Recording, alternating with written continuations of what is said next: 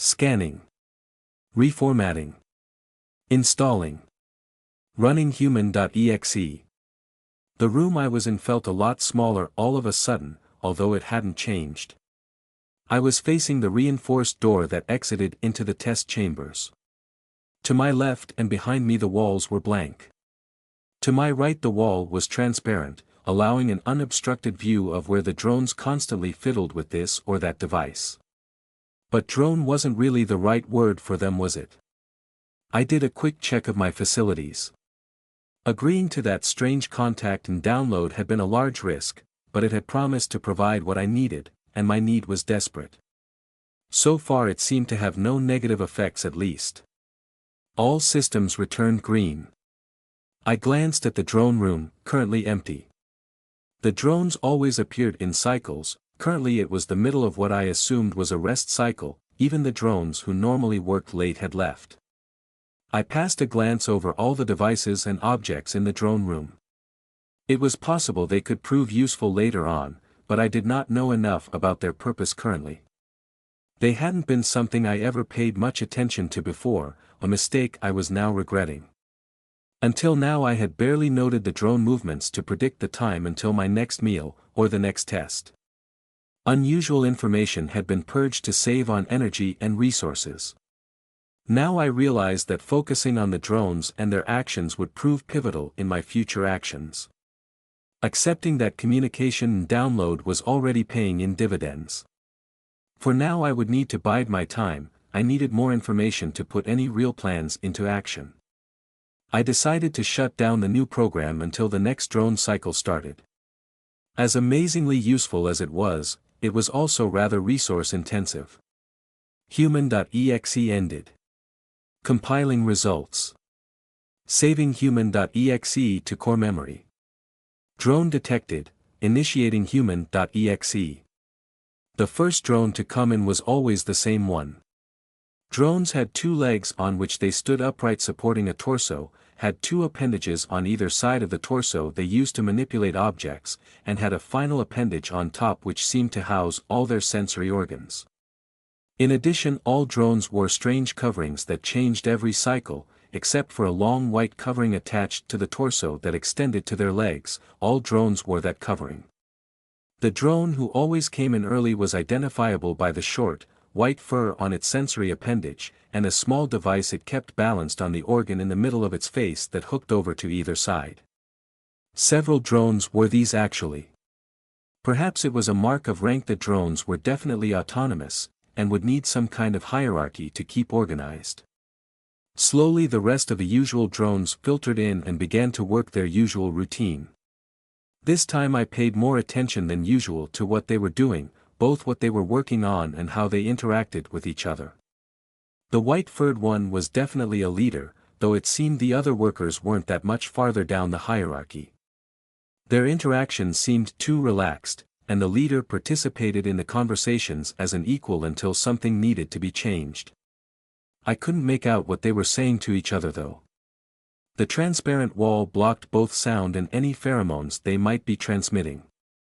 What I could tell was that they were compiling data of some kind. There were tons of symbols on the devices they used, and more on thin pieces of white material they kept in storage units that opened with a pull. External data storage of some kind that anyone could access. Clever.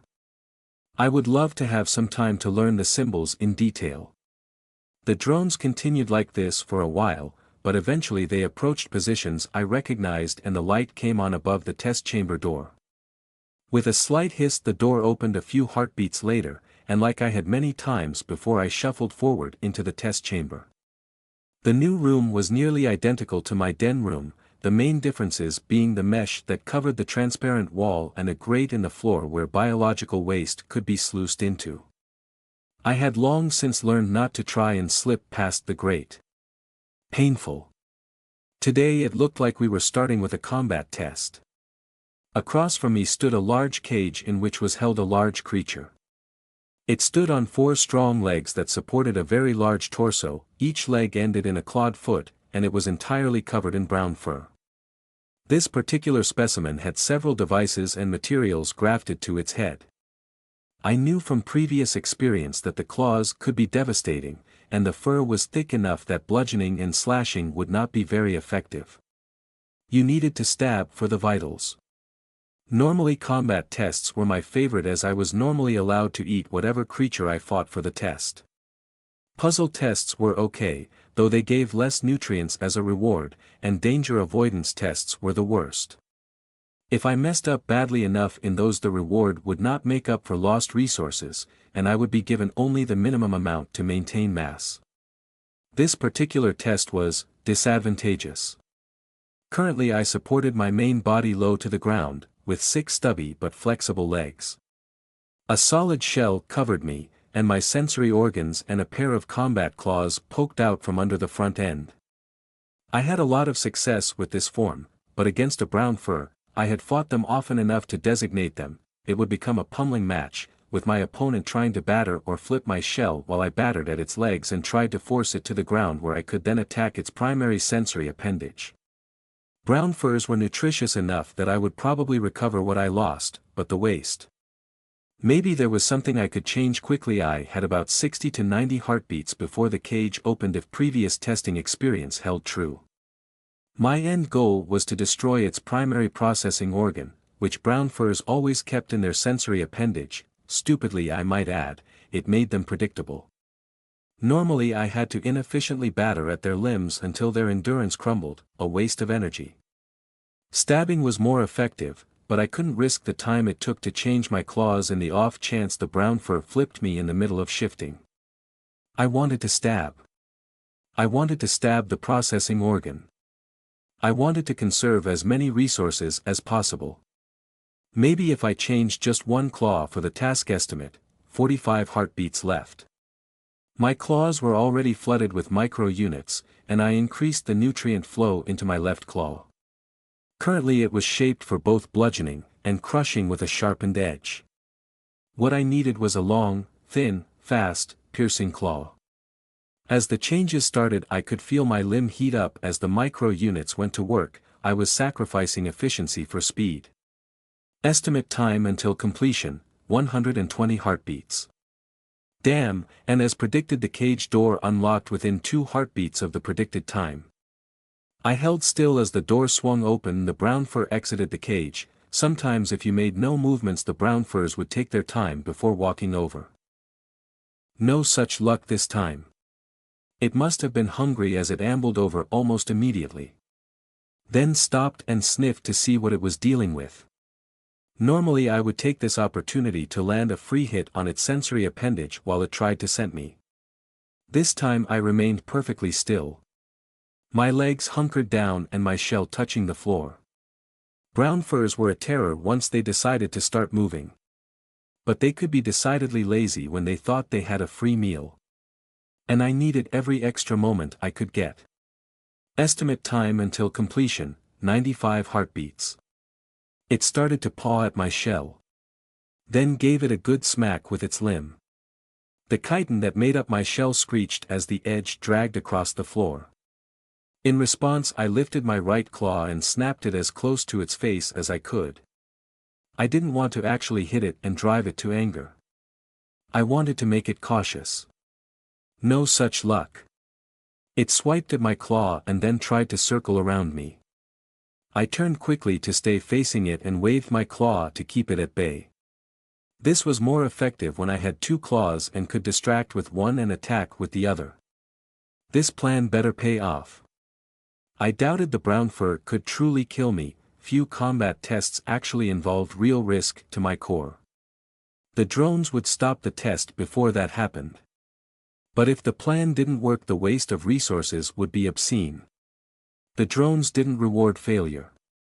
And I was going to need those resources for later.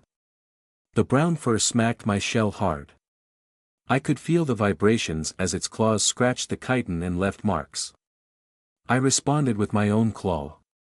Estimate time until completion, 82 heartbeats. I needed to shift faster. Most of the ligaments were ready. But I was being held up by the chitin and muscle. I couldn't condense the large claw into the shape I wanted fast enough. I needed it to be thinner and with a sharp point. The brown fur got a good hit on my shell. I heard the crack and saw a small piece go flying away. Not good at all. But it gave me an idea. I needed to reduce mass on the claw. What if I simply shed the extra parts on purpose? It was wasteful, true. And I had never before intentionally wasted resources. But if the plan worked, the net gain would still be tremendous. Maybe I could even incorporate the detaching parts to get something out of them. I modified the design I was working on. Estimate time until completion, 23 heartbeats. This would work. I started to shuffle backwards. Away from the brown fur. Forcing it to follow me on all fours and giving me a brief respite from its attacks.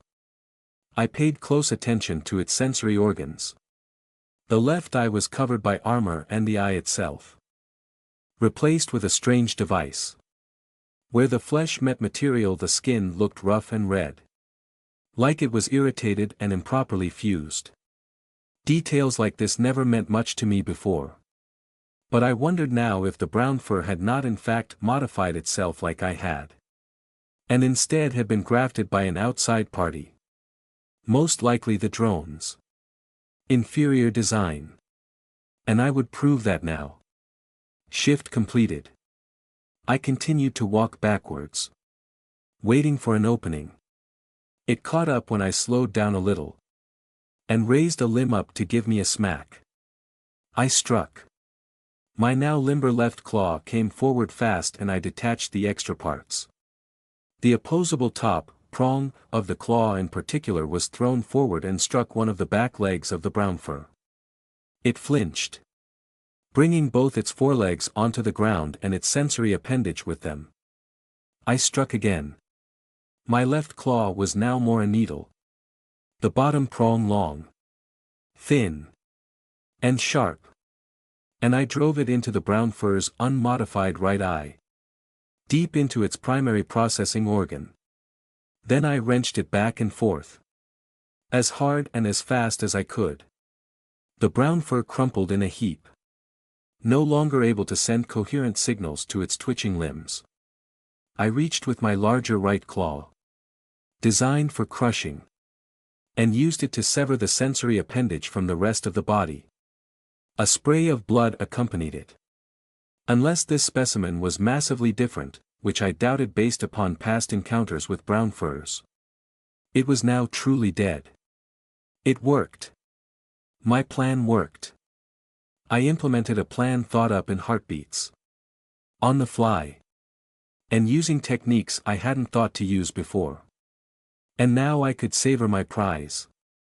I let the severed appendage drop to the floor and stabbed my needle arm into the brown fur's main body. Flooding it with micro units. The first thing to do was salvage and convert as many of the brown fur's micro units as possible before they self-destructed.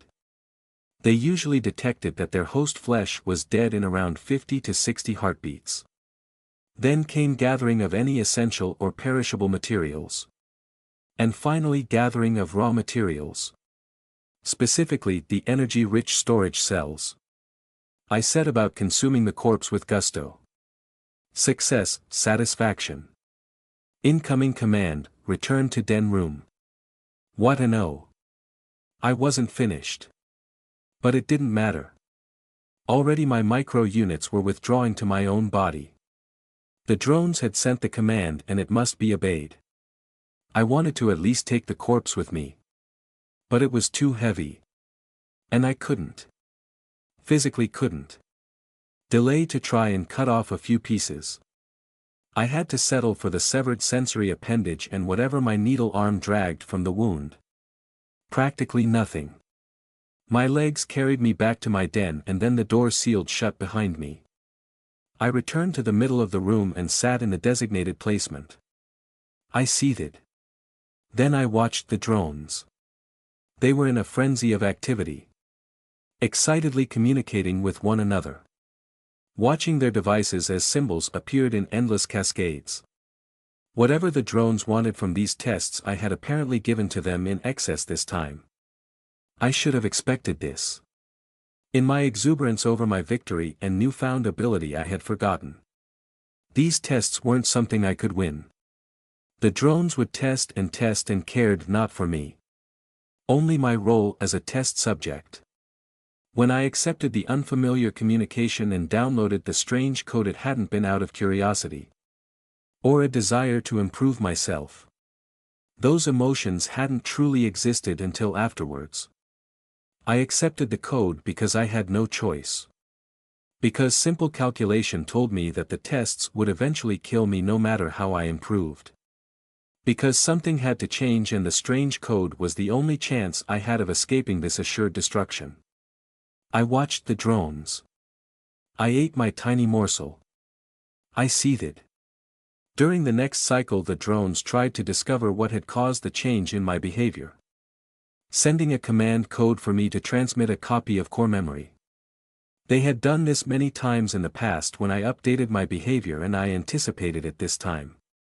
Before they sent the command, I dumped all information, including the code, for human.exe into my organic processing cells. Then wiped everything about it from core memory. They sent the command. I sent a copy, with a small new combat protocol to throw them off. I then reinstalled human.exe. Annoying. But easily done. And necessary to hide my new abilities. Next. Testing started up again. As predicted, the tests were more difficult than before. Puzzle tests were the easiest to deal with since my new mind handled problem-solving more fluidly than ever before. Puzzles that used to stump me were now trivial to solve. My mental ability exponentially higher. I failed these tests intentionally. The meager rewards no longer worth my effort. The survival tests were harder. I needed to fail these tests. But not in a way in which I lost resources. I allowed myself to be physically impaled, sliced, or crushed, rather than burned or zapped. Especially zapped. That actually hurt. But in the combat tests, I allowed myself to do well. I focused on using the same strategy as before. Stabbing at vital organs using a needle appendage. If I slowly absorbed tiny morsels of flesh and blood from my opponents with each stab. Who would know? Well, the drones most likely. But for now they hadn't seemed to notice. So it was that the combat tests increased in frequency. As the drones believed them the key to my improvement. My mass steadily increased. A safe routine established. There were now two problems to solve: getting rid of the drone's ability to command me, and escaping my cage in a way that didn't involve a risk to my life. I already had an idea in my mind for the commands. For now what I needed was a way to leave the facility. I drew inspiration for planning from my favorite combat strategy of providing a distraction. Then striking when my opponent had lost focus. To escape. I planned to distract. Then slip past them unnoticed. Hopefully. On a previous test, before I had received human.exe, my opponent had accidentally cracked the transparent wall between the test chamber and the room the drones occupied. The wire mesh was installed after this incident. When I started looking for methods of escape, I tested the translucent wall myself. Scratching the surface of the wall in my den once all the drones had left. It was strong material, true. But I found it was easy to shave off a sliver using the micro units. Whatever the clear wall was made from, the material was easily dismantled without much force. I would be able to enter the drone sections without much trouble. Now, finding a suitable distraction was slightly more troublesome. The best option was one of my fellow test subjects. But they were most likely interred in their own den rooms. Or at least I assumed they were. I had never seen their dwellings. And I didn't know how to find them without breaking down doors and alerting the drones. No perfect solution.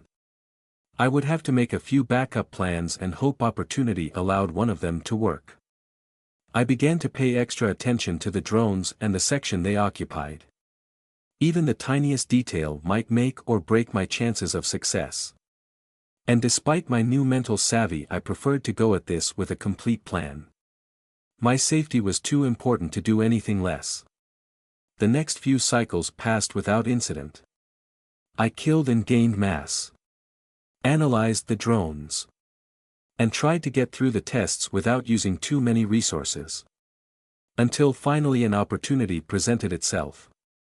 I was fighting two yellow furs.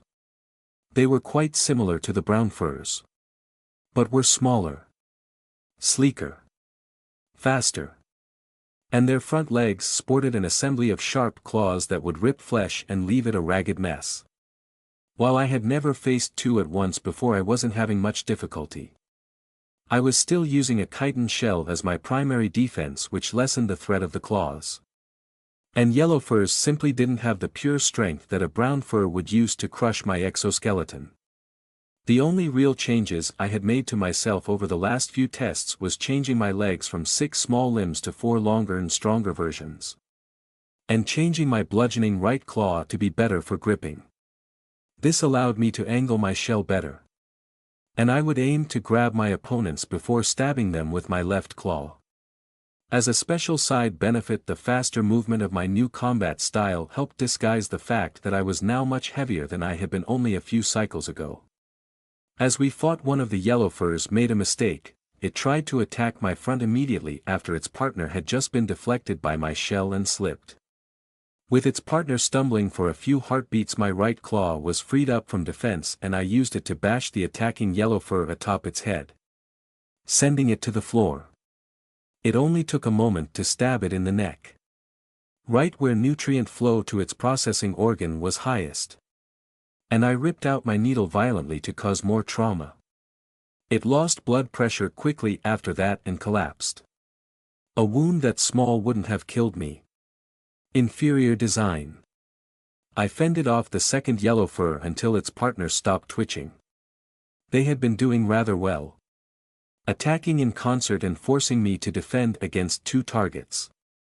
But it was just a matter of time now.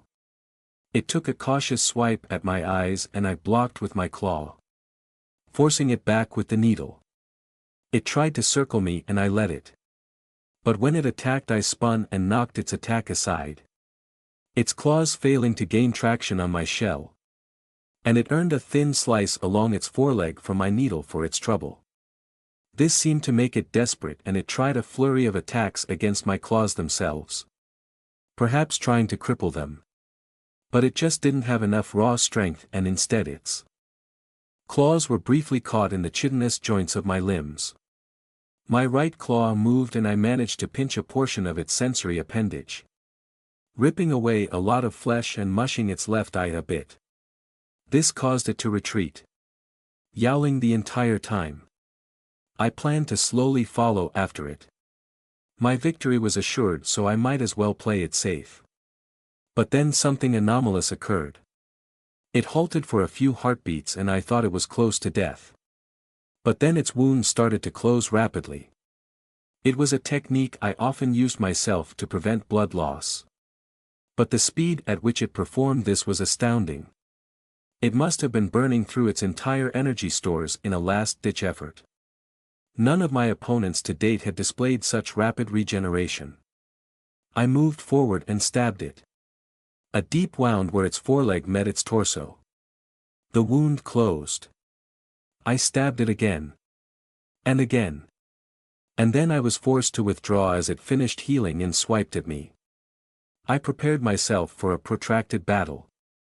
Its energy reserves were absolutely incredible. But it had to run out eventually with that kind of resource burn. Instead it started to grow, it bloated a bit and I thought it was doing a threat display at first. But it kept growing. And growing. And growing. Its own skin eventually bursting open as the muscle and bone grew too rapidly to contain. Estimated energy reserves have exceeded current known possibilities.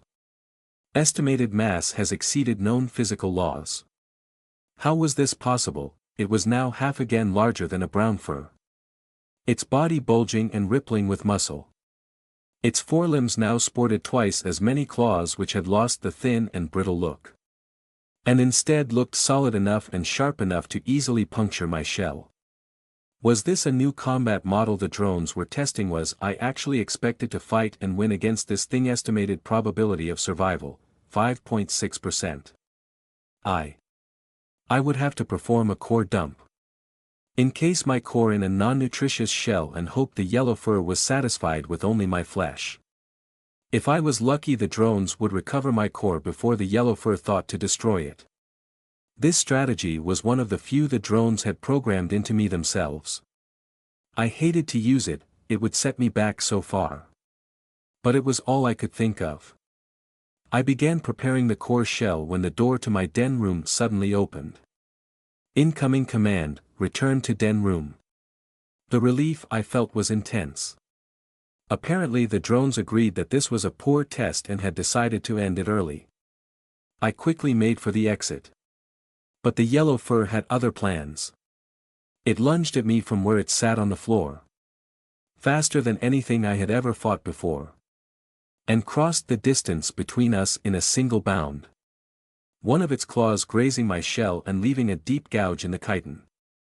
The only reason I survived that first attack was because its own newly formed body threw it off. It tumbled to the floor on its back to my right.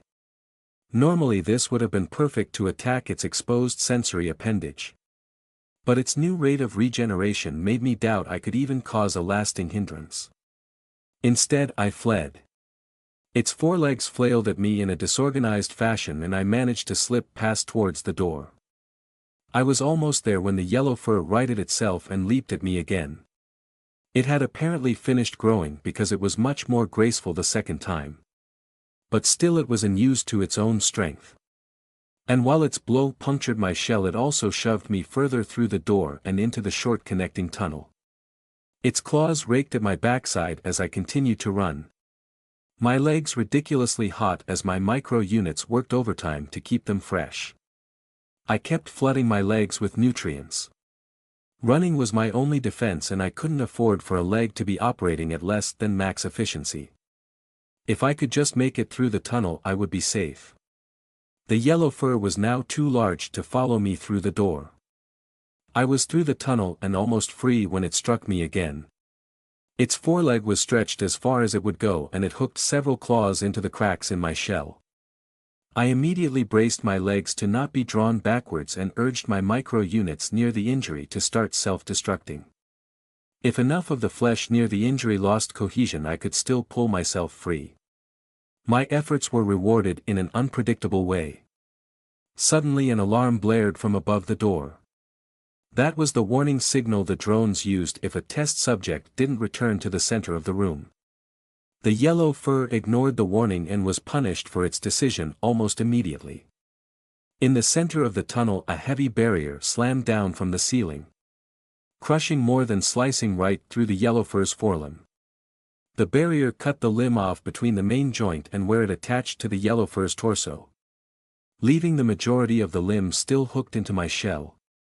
And I wound up dragging the limb with me as the backwards pull suddenly ceased and I stumbled forward. I breathed heavily, venting the heat build-up, and took stock of my situation. I was more heavily injured than normal after a combat test. But it was easily fixed. And the loss of energy reserves could be regained by eating the severed limb. Even better. The drones were in a complete frenzy of chaotic activity. Apparently the yellow fur's anomalous growth wasn't planned and most of the drones didn't know what to do. Though the white-furred drone was shouting orders and quickly restoring order. Right up until another alarm started to blare. This one from the drones section and loud enough I could hear it through the transparent wall. Several drones flinched away from what I assumed was the section of wall that overlooked the testing room. Had the yellow fur actually attacked the mesh barrier it would zap whatever touched it. The one time I had tried caused multiple internal burns to my organs. Either way the yellow fur didn't appear to have more success. The drones didn't get closer to the wall. But they also weren't fleeing the room. I was just surprised the yellow fur even had the energy to attempt it. The drones' reactions were quite fascinating. Normally they were reserved and focused on whatever tasks they had been assigned. Now I was seeing a wide spread of reactions. Mostly fear. But some seemed fixated on analyzing the yellow fur. And at least one drone hadn't even left the device it was working with. And then the door at the back of the drone section opened and a new type of drone stepped forward. Swiftly followed by more like itself. All of them had entirely black coverings. With bulky protrusions that were obviously armor. The sensory organs especially were covered by an inorganic shell that shielded the entire appendage. With translucent material over the eyes and a thin covering draped over the mouth. They each held a long device I had never seen before. And they pointed these devices around the room before focusing on the wall that contained the yellow fur. Maybe the devices were weapons. Or sensors of some kind. One of the black-clad drones approached the white-furred drone and began to converse. The other black-clad drones took better positions around the room. The drones in white coverings making space for them and keeping out of the way. I couldn't really call these new arrivals drones. Could I? These were obviously some kind of combat caste and I labeled them as such. New drone designation, soldier. I kept an eye on the drones. But they weren't paying attention to me and now would be perfect to eat since they were unlikely to notice and stop me. I turned to my prize and promptly felt terror flood my mind. The severed limb was regenerating. I had been distracted by the drones and hadn't been watching. I had believed it dead. It should have been dead. I couldn't imagine the energy reserves needed to support this type of regrowth. But already the limb had regenerated completely and was starting to regrow the torso. I hurriedly attacked the still growing portion. Stabbing deep with my needle to flood it with micro units and also smashing and crushing with my claw to hinder the regrowing sections of tissue. It kept trying to regenerate and I found myself in a deadlock as it regrew as fast as I destroyed it. Several dozen heartbeats passed. But finally. Whatever it used for fuel gave out and it ceased regenerating. I began analyzing the severed limb. My hope was that I could discover the secret to its massive regeneration. The first surprise I found was that micro units were completely absent from its system. I couldn't even guess at how this was possible. Without micro units to help direct organic cells either divided improperly or unacceptably slowly. The yellow fur had had micro units when I fought it earlier. But now they were mysteriously absent. The second surprise was much more welcome. Estimate resource return, 46%. The flesh was nutrient-rich. A lack of micro units meant there had been no self-destruction upon its death. And most if not all of the limb's complex organic structures were intact and able to be harvested. Rather than harvesting the base materials and using them to build my own structures. I could just steal them from the yellow fur's flesh. Vastly more efficient. I may not have discovered the super fuel. But the limb was a delicious prize itself. I set about my task. Harvesting the resources of the severed limb. And I watched the drones. Still focusing on the yellow fur. Ignoring the severed limb in my possession. I noted the soldiers. And the layout of the drone room. The door that led to the test chamber and the yellow fur. And the door that stood in the drones section and led elsewhere. My attention drifted between these things and slowly the details of a plan fell into place. I finished eating the yellow fur's limb before the drones noticed. One of the soldiers actually did look at me. But I guess I wasn't a high enough priority at the time, or maybe it thought the detail unimportant. Because it ignored me and failed to alert a drone. All the better for me. The interruption of the combat test by the yellow fur happened early in the drone's cycle. It had been the first test after the drones got back from resting. For the rest of the cycle I was left to myself. All testing seemed to be cancelled for now. Instead the drones hunched over their devices and pored over the symbols being displayed. A few even left to go get more devices. bringing them in on top of a rack that glided across the floor using rotating cylinders. I wouldn't mind a better look at those. All focus was on the anomalous yellow fur. I took this opportunity to begin circumventing the drone's command codes. My main core was a small, inorganic sphere, about the size and shape of a brown fur's eye. Its main purposes were to house my essential code, give commands to the micro-units, and send signals to my limbs. What I needed to do was delete or destroy the sections of code that gave the drones control over me. However, attempting to alter the core was impossible due to a standing drone command. Any attempt to try resulted in error, access denied, changing essential code, destroying essential code, creating a copy of essential code, and adding to essential code were all under heavy restrictions. Attempting to do any of these without permission would cause an error.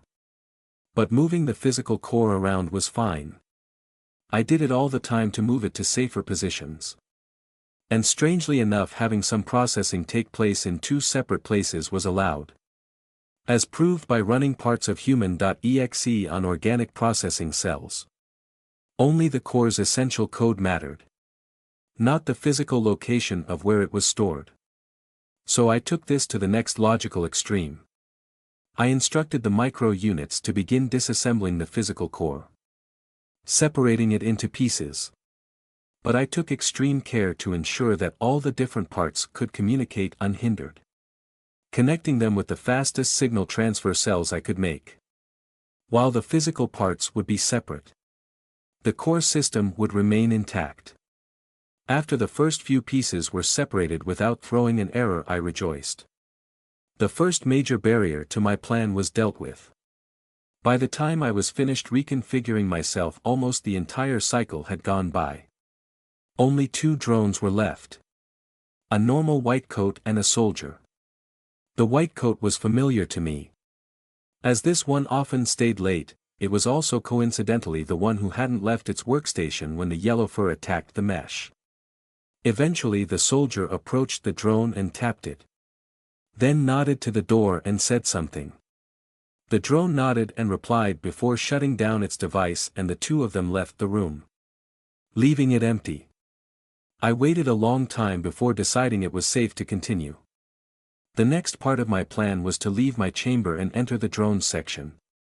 The last thing I needed was a drone coming in and seeing me in its workspace. I approached the translucent wall and pressed my right claw against it. From the claw I extended a tendril with a mucus membrane to spread mucus laden with micro-units over the wall. The micro-units dissolved it quickly enough.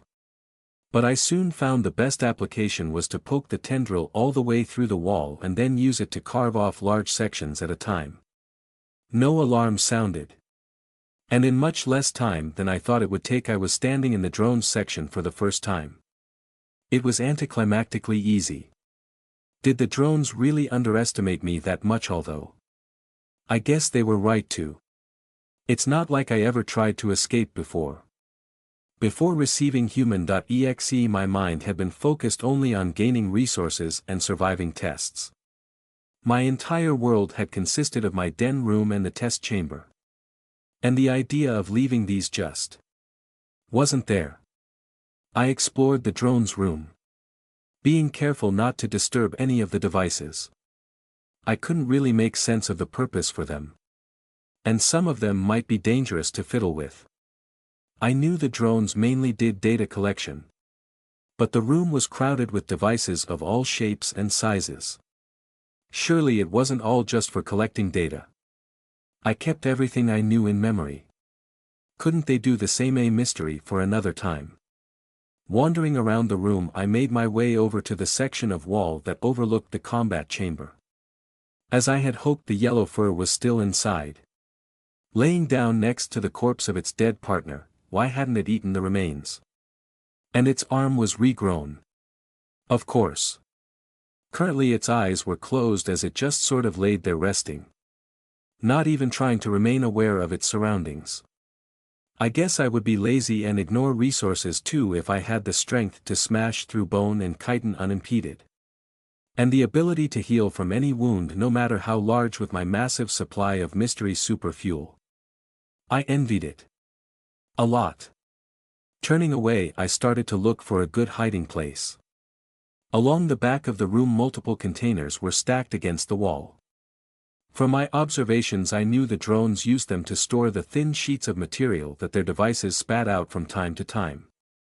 Over the past few cycles I had noted the ones that the drones rarely used. And one by one I checked the compartments. Struggling with the latches a bit before I shifted my claw to a better configuration. I was fortunate. 4 of the containers near the corner of the room were empty. I picked the third one towards the corner and started to modify the insides. The container was designed with 3 compartments that rolled out the side, on those interesting cylinder things. And I had to remove the bottoms to acquire the space I needed. Once done with the container I began exiting my carapace. Splitting it down the underside until there was an opening large enough to disgorge myself into the container. Well. Most of myself. My core fragments went into the container. Along with most of my internal organs. The majority of my stored resources. And enough skeletal/muscle structure that I would be able to move. What I left behind was now a hollow shell with just enough structure to move when commanded using a connecting tether of signal transfer cells. Inside the shell was mainly filler material. The parts one had collected that weren't nutritionally valuable and weren't worth the trouble of breaking down. Oh. And also a couple of core fragments. The command signal receiver. The sections of memory that contained drone control protocols. Basically all the things that held me back that I would get rid of if I could. I spent a few heartbeats rearranging things and salvaging a few odds and ends. Before I closed up the shell I did a final check. Was there anything I had missed, any more supplies the shell wouldn't need? Or a piece of drone code I wanted to be rid of? After considering it I decided to put a few of the resources back. Just to make it look convincing. And as for drone core shards. A thought entered my mind, maybe I should leave some shards to make it look convincing. I wasn't sure if core shards would self-destruct like everything else. Technically speaking all I needed was the micro-unit controls. Everything else I could sacrifice and recreate using organic par. Human.exe emergency shutdown. Human.exe displaying behavior harmful to core, analyzing. Rolling back thought process kernel. Rewriting. Restarting Human.exe. A thought entered my mind, what if the drones checked the corpse for the core later? I took a few pieces of inorganic material from the container and sculpted them to look like processors and core parts. They were superficial. And I made them look damaged and irreparable before placing them next to the real core shards already in the shell. Then I sealed up the shell and made it walk over to the translucent wall that overlooked the yellow fur.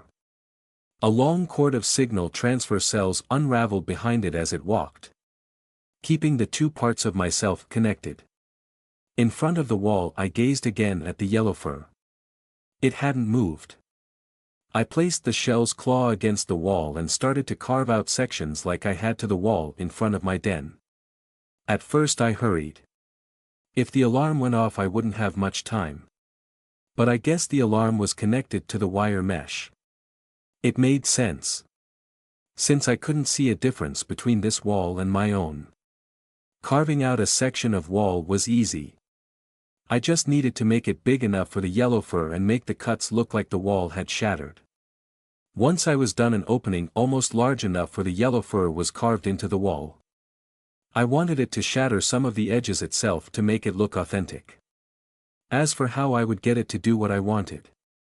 The wire mesh was made of some thin, inorganic material that was twisted into a repeating pattern that left wide holes in the mesh. As a physical barrier it was pathetic. But I knew it only acted as a conduit for the zapping mechanism. If you touched the mesh you fried. I'd love to figure out how it works, but now wasn't the time. I made noise. clacking my claw against the floor to get the yellowfur's attention. It opened an eye. And upon seeing me stood up and snarled. Its lips pulled back to display its teeth. But made no further movement to attack. No matter. I took a chunk of the wall and hurled it at the yellowfur through a gap in the mesh. The first shot was a miss, but the second hit it. Its strange hissing turned into a roar, but it didn't charge me. I kept throwing chunks of wall at it. And it got angrier and angrier. But still it refused to attack. I couldn't permanently hurt it, true. But it hadn't struck me as intelligent enough to plan around this fact. Was it? Just that wary of the barrier I was getting frustrated myself. I needed it to attack me already. Its roars might draw the drones too soon. I started to throw bigger and bigger chunks. One of the chunks was a bit too lopsided and it slipped when I threw it. Making it through the mesh but careening to the side and landing near the corpse of the dead yellowfur. The living yellowfur really didn't like that. It roared at me. Louder than ever before. And I immediately threw another chunk at the corpse. I wasn't sure why it cared about what happened to the corpse. But if that's what it took to make it attack, I'd do it. The yellowfur's temper finally broke and it charged me. Its anger outweighing its caution of the mesh barrier. I backed up from the wall as the yellowfur leaped and landed right where I had carved the opening. One of its clawed forelegs bursting straight through the too weak mesh to try and grab me. Its flesh sizzling as the barrier zapped it. I ducked away and ran back to the opening of my den. Being careful to reel in the tether as I went. An alarm blared. But it didn't drown out the roars of the yellowfur as it struggled to get into the drone room. My shell reached the opening and passed into the den. Reeling in the tether the rest of the way until it was taut between my two halves. The yellowfur was pulling itself from the test chamber. Jagged lines of burnt flesh crisscrossed its body. Healing faster every heartbeat. It shook itself once and barreled across the room towards the opening to the den chamber. Where my shell waited for it with the tether stretched to its limit. Moving so fast it was a blur. When the yellowfur attempted to turn, its feet lost traction. And it scratched long gouges into the floor to keep upright. Then with a final pause its legs coiled. Muscles tensed. And it leaped right at my shell. Its forelegs reaching ahead of it. Its torso was too wide to fit through the opening completely. But the compromised wall was too weak to stop it and shattered against the yellowfur's charge. Claws dug into chitin. Crushing shell and breaking bone. The force of the blow causing both yellowfur and my shell to tumble across the room to the center of the den chamber. And snapping the tether. Separating me from the drone control codes all at once. Just as planned. I couldn't modify my own core code. But nothing required that I act against an outside party doing it for me. I reeled in the severed rope of signal transfer cells while the yellowfur tore the abandoned shell apart. Pieces went flying in every direction.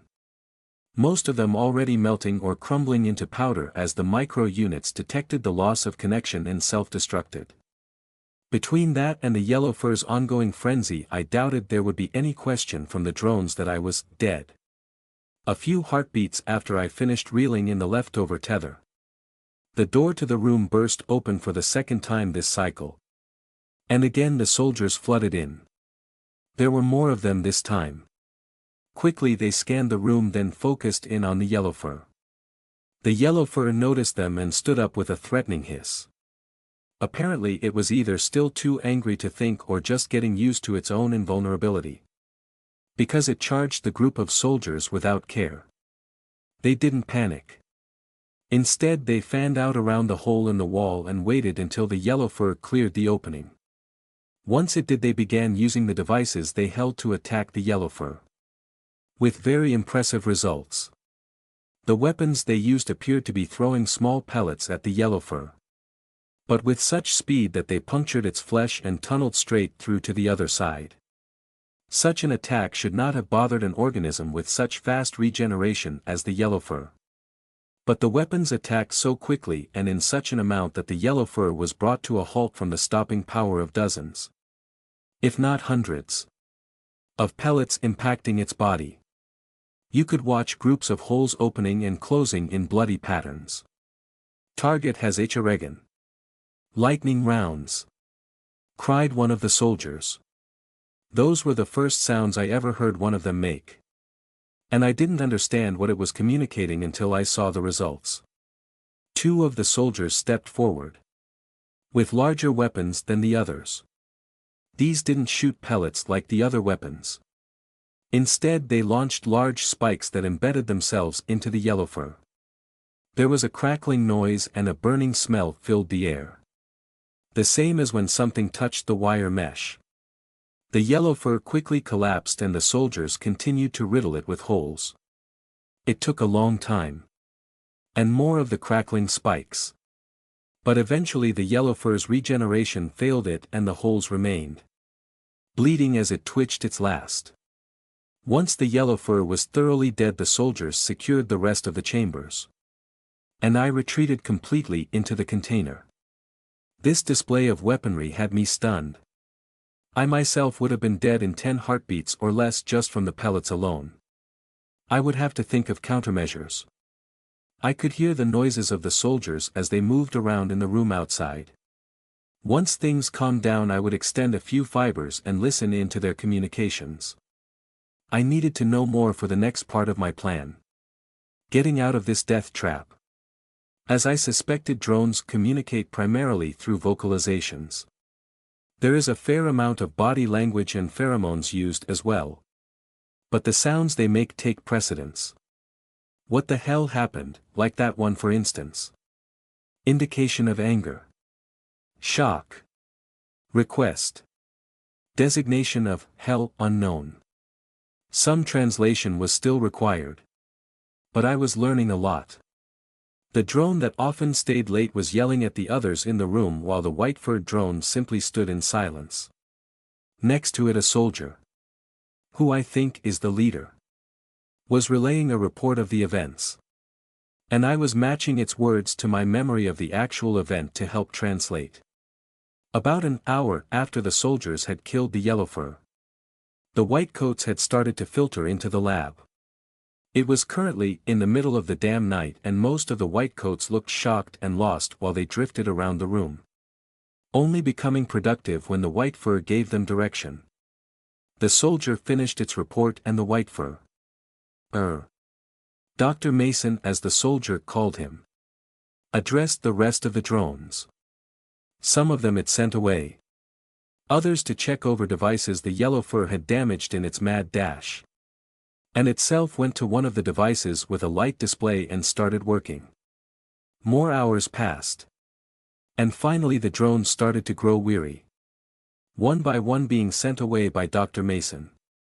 The late worker was still going strong when Dr. Mason tapped it and convinced it to stop. Both of them left. The soldiers stayed longer, talking about topics that didn't seem related to their current task. They talked until a large soldier drone, much larger than the others, entered the room. Speaking with the others briefly, the large soldier huffed and moved to the dead yellow fur. It kicked the corpse once, then bent to grab a foreleg and pulled it over its shoulder. Then it dragged the dead yellow fur, easily 5 times as big, back into the test chamber. Observable bone/muscle enhancements. Estimated strength within possible known limits. Stealth.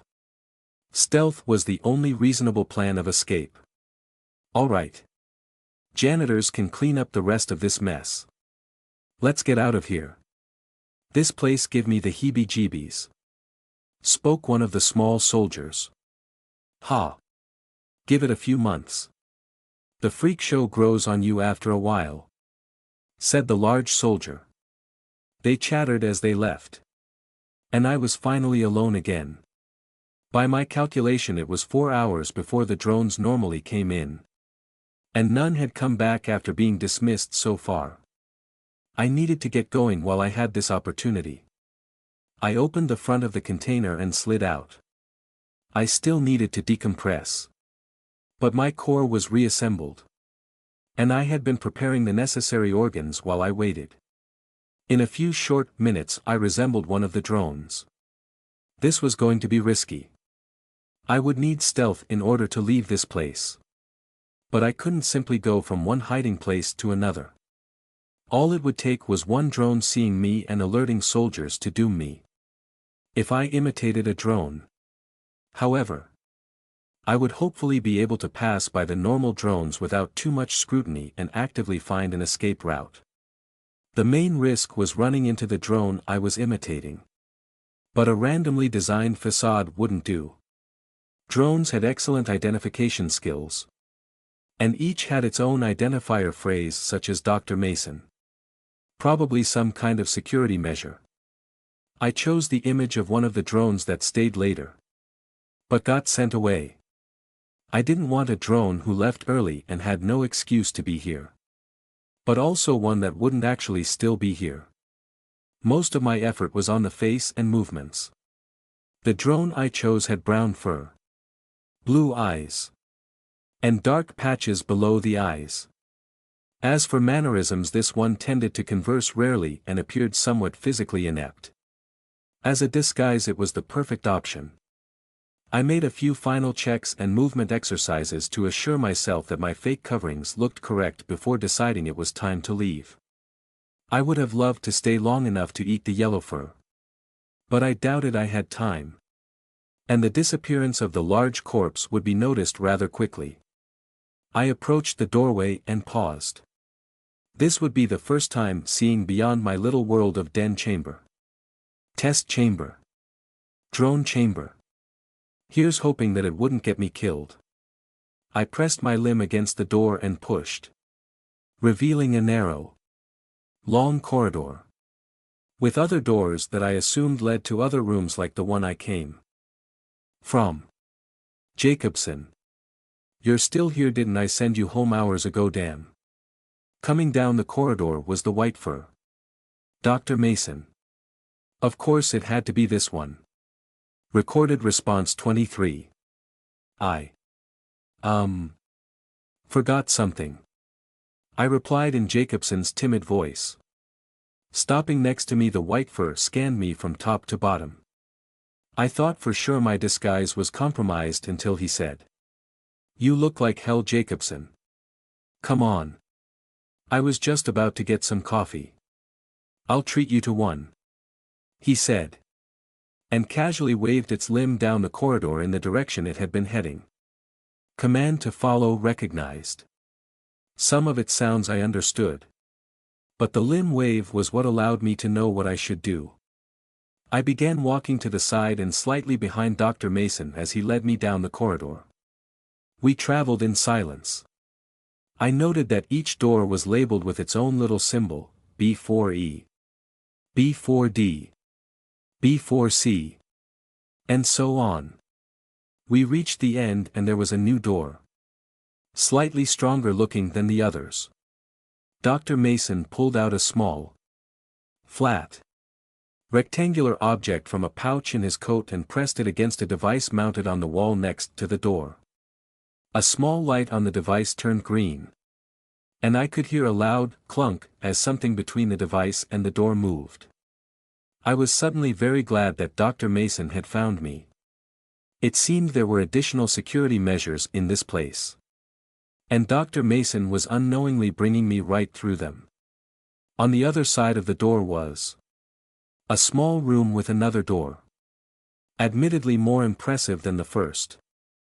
This door was set into a shiny frame and had no visible handle with which to pull or push. Instead there was only another pad with two symbols next to the door.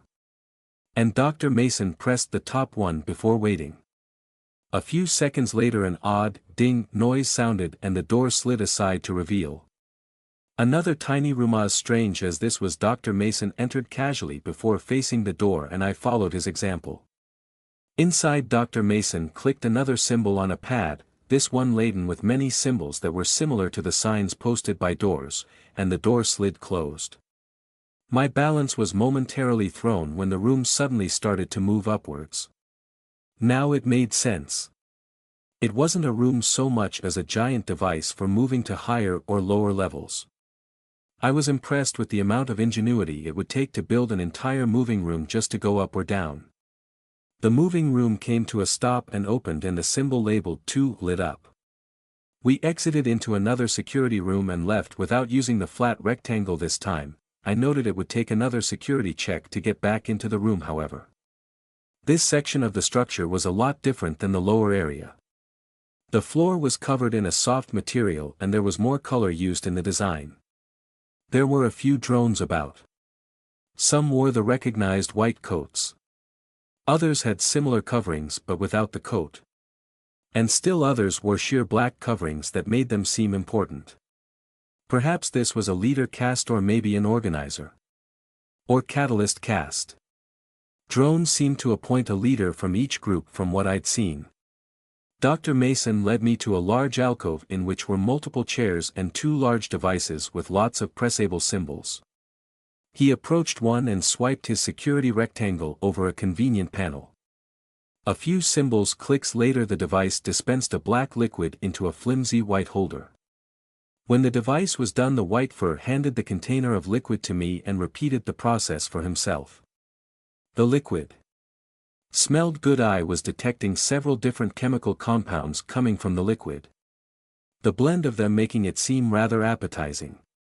Was it drone nutrition? It must have been, because Dr. Mason took his liquid container and swallowed some of the liquid.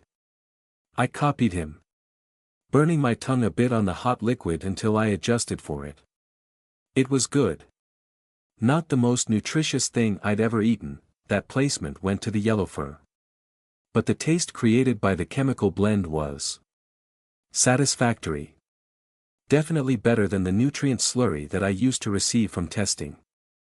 We stood there drinking the liquid until Dr. Mason sighed and spoke. Don't beat yourself up too much about this, Jacobson. None of us could have predicted this. Setbacks happen sometimes. They might be disasters when they happen. But you can turn them into setbacks. Just keep a steady pace on it. He drained the rest of his liquid before crumpling the container and throwing it into a large receptacle. Then he patted me twice on the shoulder before saying, "Don't overwork yourself, Jacobson. But definitely don't give up." Then he left me there to drink my liquid alone. I really need to get my translations puzzled out. I'd been exploring this structure for 30 minutes when I found it.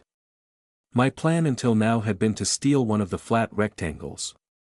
The security doors were quite prevalent, and if you wanted to move between the different sections of the structure you needed one of the keycards. Stealing one proved harder than expected since the drones kept them either concealed or attached to themselves securely. I had been walking down a corridor wondering if I should start checking rooms when one of the doors attracted my attention. This one was labeled Conference Room and had translucent material as part of the door allowing you to see inside. It was empty. And so I decided to risk exploring it. When I entered, I almost thought it was a testing chamber. One whole wall was made of translucent material. Though when I touched it I found it was far more brittle than the material in the test chambers. And on the other side was so much room. I had always known that with the drone's incredible ability to make things they could undoubtedly make rooms larger than what I had seen. But I didn't expect them to make a room so large that you could barely see the ceiling lights far overhead, twinkling against a dark ceiling too vast to be illuminated. Recalculating environment predictions. No. I had to be mistaken. This couldn't be a drone-made room. I could see hundreds of other drone-made structures from here. And by comparison I knew that I must be in a similar structure. The size of this area as a whole was incomparable with even the largest of the structures I saw. 5 minutes went by as I just stared out into the expanse before me. Back in the test chambers I had been starting to get overconfident. With my natural ability to change my form to suit my needs. And the problem-solving ability granted by Human.exe. I had passed dozens of combat tests with ease. And began to think of myself as an apex predator. The sheer brute strength of the yellow fur. The overwhelming technical ability of the drones. And now this incomprehensible hive structure outside the wall had convinced me I was mistaken. I was now part of a much larger predator/prey network than I had realized. And I was not even remotely near the top.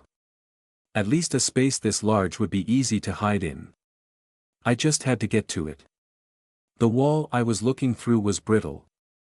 I could easily carve a hole through or even shatter it if necessary. The drop to the ground was negligible with a little preparation. And once I made it to the ground, it was an easy walk over flat terrain to a wall that likely marked the perimeter of the Whitecoat drone's territory. Most of the flat area was taken up by large devices that had large rotating cylinders for locomotion. How they propelled themselves I couldn't guess. But I saw one device carrying drones out of the facility. I noted 3 soldiers as well. 2 at the opening in the wall which the transport device left through. And 1 patrolling around the area. The only dangerous part was the guards. If they spotted me and became suspicious, I would be out in the open with no cover. I spent 20 minutes watching the drones' actions. The 2 soldiers stayed by the wall exit inside small alcoves. But I noted about 3 drones on a regular patrol around the structure. New plan: I would attempt to sneak out physically rather than attempt subterfuge in the structure itself. There were simply too many security checks inside the structure. And the drones added another layer of complication. If I had a firm grasp of the language, maybe I would stick with subterfuge. But until I learned to communicate freely, I had more confidence in my physical skills. I checked out into the corridor. And then went to the corner of the room that avoided line of sight. There I began shifting into an approximation of a soldier. It's fortunate that all drones share a similar skeletal shape. It made this a lot easier. The soldiers outside wore a slightly different uniform than the ones I had seen so far. But I adjusted as best I could. I didn't plan on being close enough for them to identify me anyways. Once done, I approached the translucent wall and carved a tiny hole, through which I poked a tendril. At the end of the tendril was a small eye organ which I used to get a better field of view while I carved myself an exit. I didn't think I would be able to repair the damage on my way out. But I should be long gone by the time it was found. I completed the carve and now held the section of wall in place myself. With the tendril I made sure that all the patrols were out of sight. And a quick glance at the 2 drones near the wall opening showed they were busy conversing with each other. Now was the best time. I pulled the section of wall in and dumped it onto the floor. Then I leaped out the opening. The air out here was crisp. And cool. My augmented limbs took the impact with the ground easily. Then I snapped the bones back into a drone-like configuration and stood upright. Quickly I fell into the steady pace I had seen the patrolling soldiers use and walked away. Scanning. To see if I had been spotted. Neither of the 2 drones at the opening were acting different. And as far as I could tell, they were the only drones within sight. I began following the patrol route I had seen the other soldiers use. But ever so slowly I began edging closer and closer to the barrier wall. Once I was out of sight of both the soldiers guarding the entrance and any patrols, I abandoned the patrol route and walked right up to the wall. It was made of the same hard gray material that parts of the test chambers had been made from. And about twice the height of an average drone. Not a problem for me, however. I bent my limbs and my muscles coiled before I leapt for the top of the wall. Grabbing it with a forelimb and pulling myself up. Then jumping down on the other side. It was thankfully empty on this side of the wall as well. The ground next to the wall was molded to provide an obvious walkway for drones. And the space beyond the walkway was inscribed with colorful white and yellow markings. Most likely used as movement guidelines for the transport devices. Drones really seem to favor rectangular architecture. All of the structures I saw were divided into blocks. And the transport lanes cut everything into nice even distances. I strolled along the walkway until I came to the corner of the block. One direction was as good as any other. So I crossed to another corner and kept walking.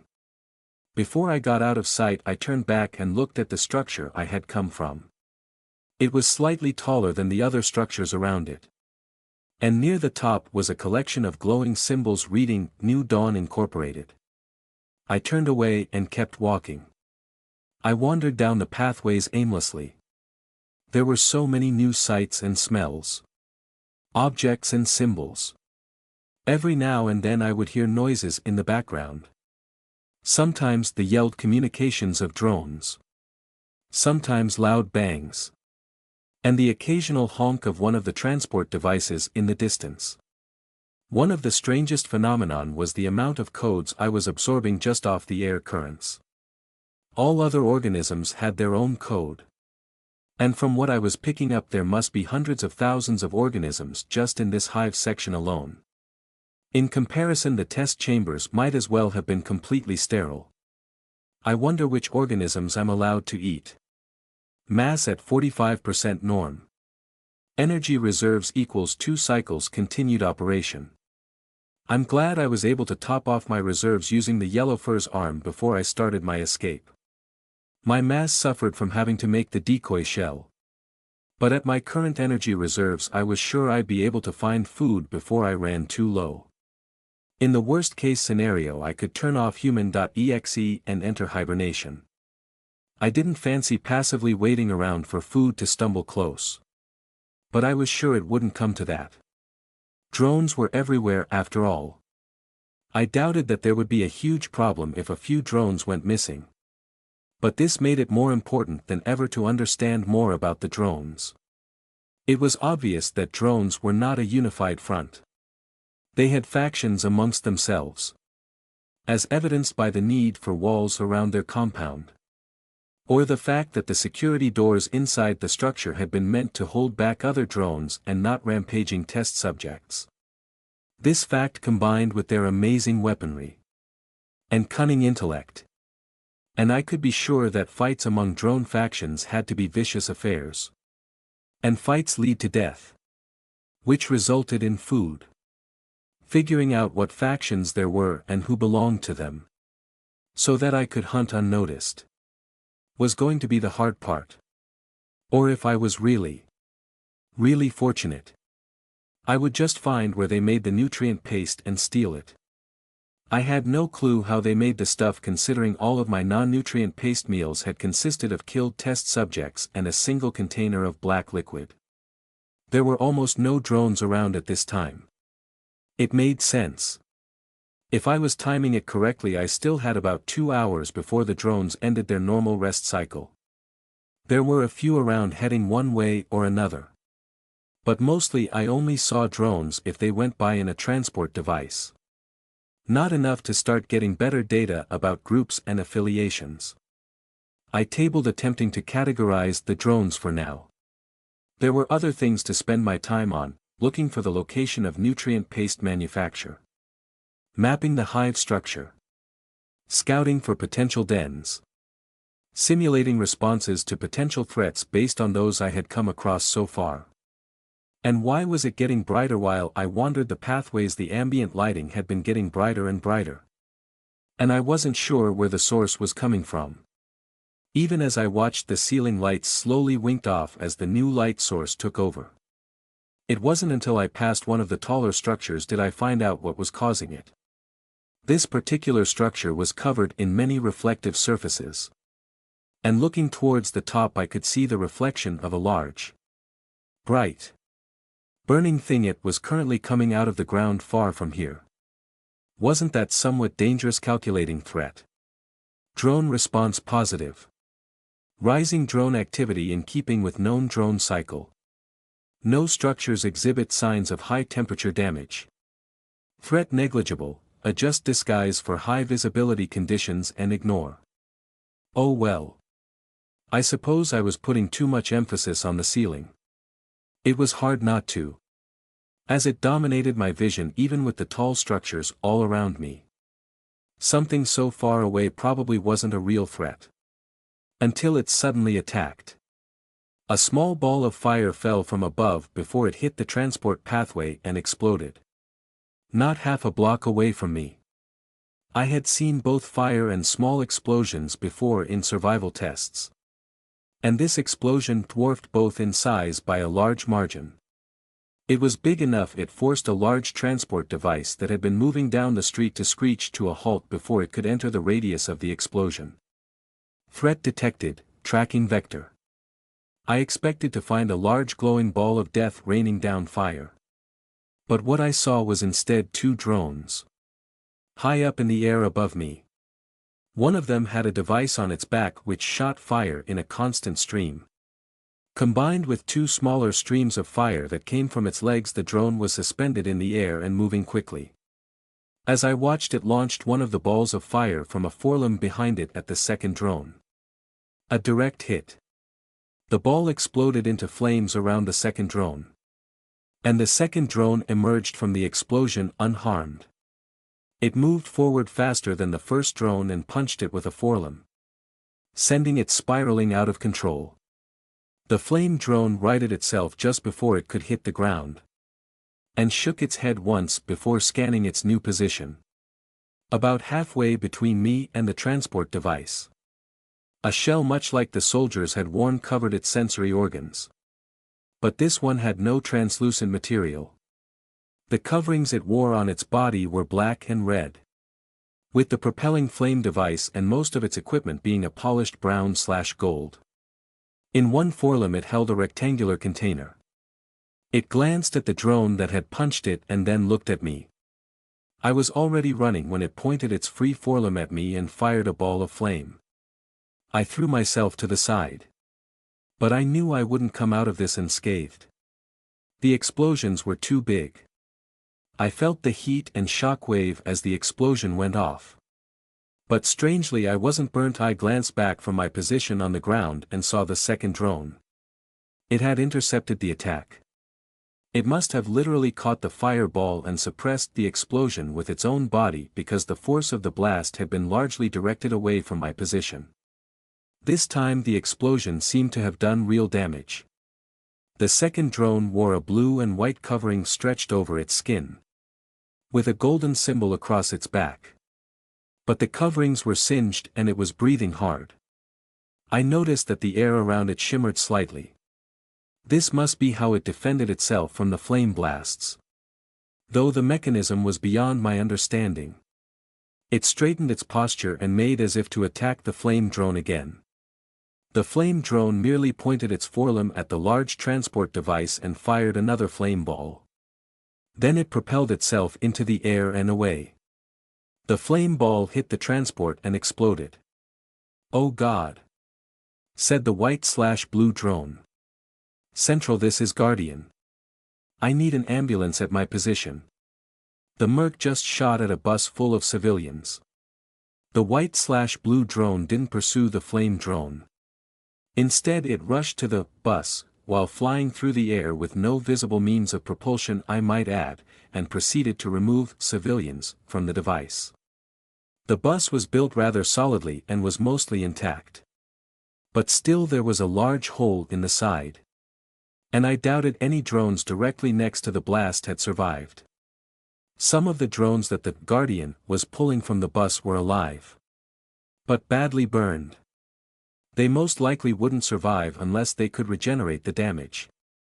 But still the Guardian and two of the uninjured drones were moving them away from the flaming wreckage and tending to them. I didn't really understand. Some of it I could puzzle together. Obviously the Merc wasn't able to beat the Guardian and had used this as a distraction to escape. But if the Guardian was part of this civilian faction, why had it saved me? How did the Merc know targeting me would distract it? Did I look like a civilian? I hadn't noticed any identifying marks among the drones on the bus that would denote a faction. Wouldn't pursuing the Merc while it had the advantage be better for its faction than helping random drones? I wanted more answers. And I considered staying around since the Guardian didn't seem hostile. But I was hearing alarms in the distance and they were getting closer. Alarms never meant anything good. I quickly started walking in the opposite direction of the approaching sounds. I fled down the paths. trying to follow the general traffic to an area that had more drones. I hadn't seen anything that would confuse my disguise with the civilians on the bus. Which means civilian is probably a catch-all term of some kind. The merc had probably targeted me because I was the only drone walking near him. Not because it was targeting me specifically. It would be better if I entered a more crowded area so as not to be singled out. I scouted for 2 more hours.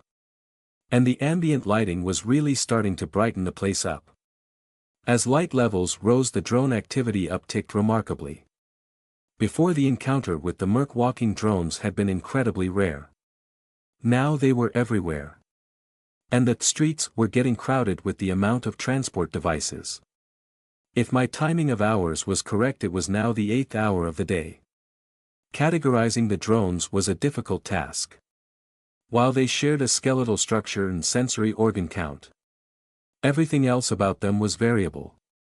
Height, weight, skin color, eye color, hair color, their individual codes and the coverings they wore. Oh, the coverings. Thousands of designs were represented in the coverings. Back in the test chambers, the coverings had varied a little in color or shape, but mostly conformed to at least a general design structure that denoted caste. Out here they were so varied that I soon gave up recording the smaller details, such as number of pouches or the number of buttons on the front. I myself changed my disguise to the blue leg coverings that were widely used and a simple white torso cover with buttons. It seemed the least noticeable. One very good outcome of all these coverings was that I wouldn't have to be utterly precise with my disguises going forward. Currently I was trying to decide if the pattern on one drone's limb was random, or some kind of faction denotation. It obviously wasn't a natural occurrence. I was following it through the crowd when it decided to enter an entrance in the ground. The entrance had steps leading downward. Lots of drones were going into and coming out of it. I was hesitant about going inside structures.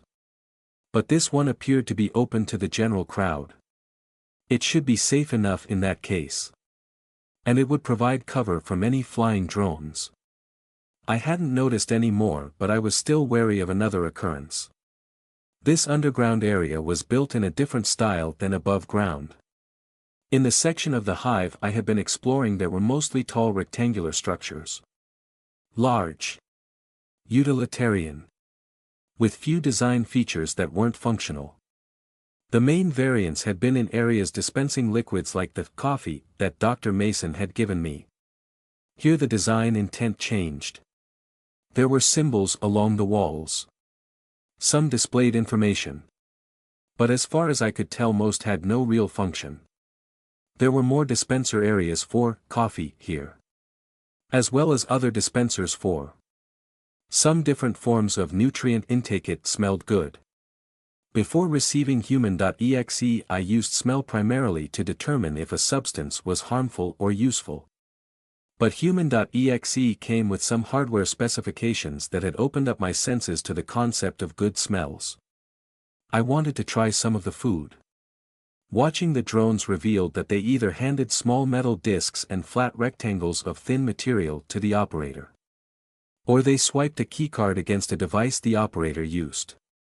I had neither of those options available to me. Stealing the food wasn't viable. What food I could see they kept behind a translucent barrier. And many drones in the vicinity had their attention on where the transactions were taking place. I regretfully moved along for now. Maybe I could come back during the sleep cycle and steal some. I spent the next few minutes exploring the underground area. It was mostly food dispensaries. But I found what appeared to be a location guide of some kind. The guide depicted a small marked pin, which I assume was the locator, and then showed multiple colored lines heading in different directions. I guess this underground area was part of a transport network. There was a section of the underground that was separated behind strange rotating bar devices. Drones walked through them after swiping a thin rectangular ticket through the bar device. To get that rectangle, They swipe their own flat rectangular keycard in a separate device that dispenses the tickets.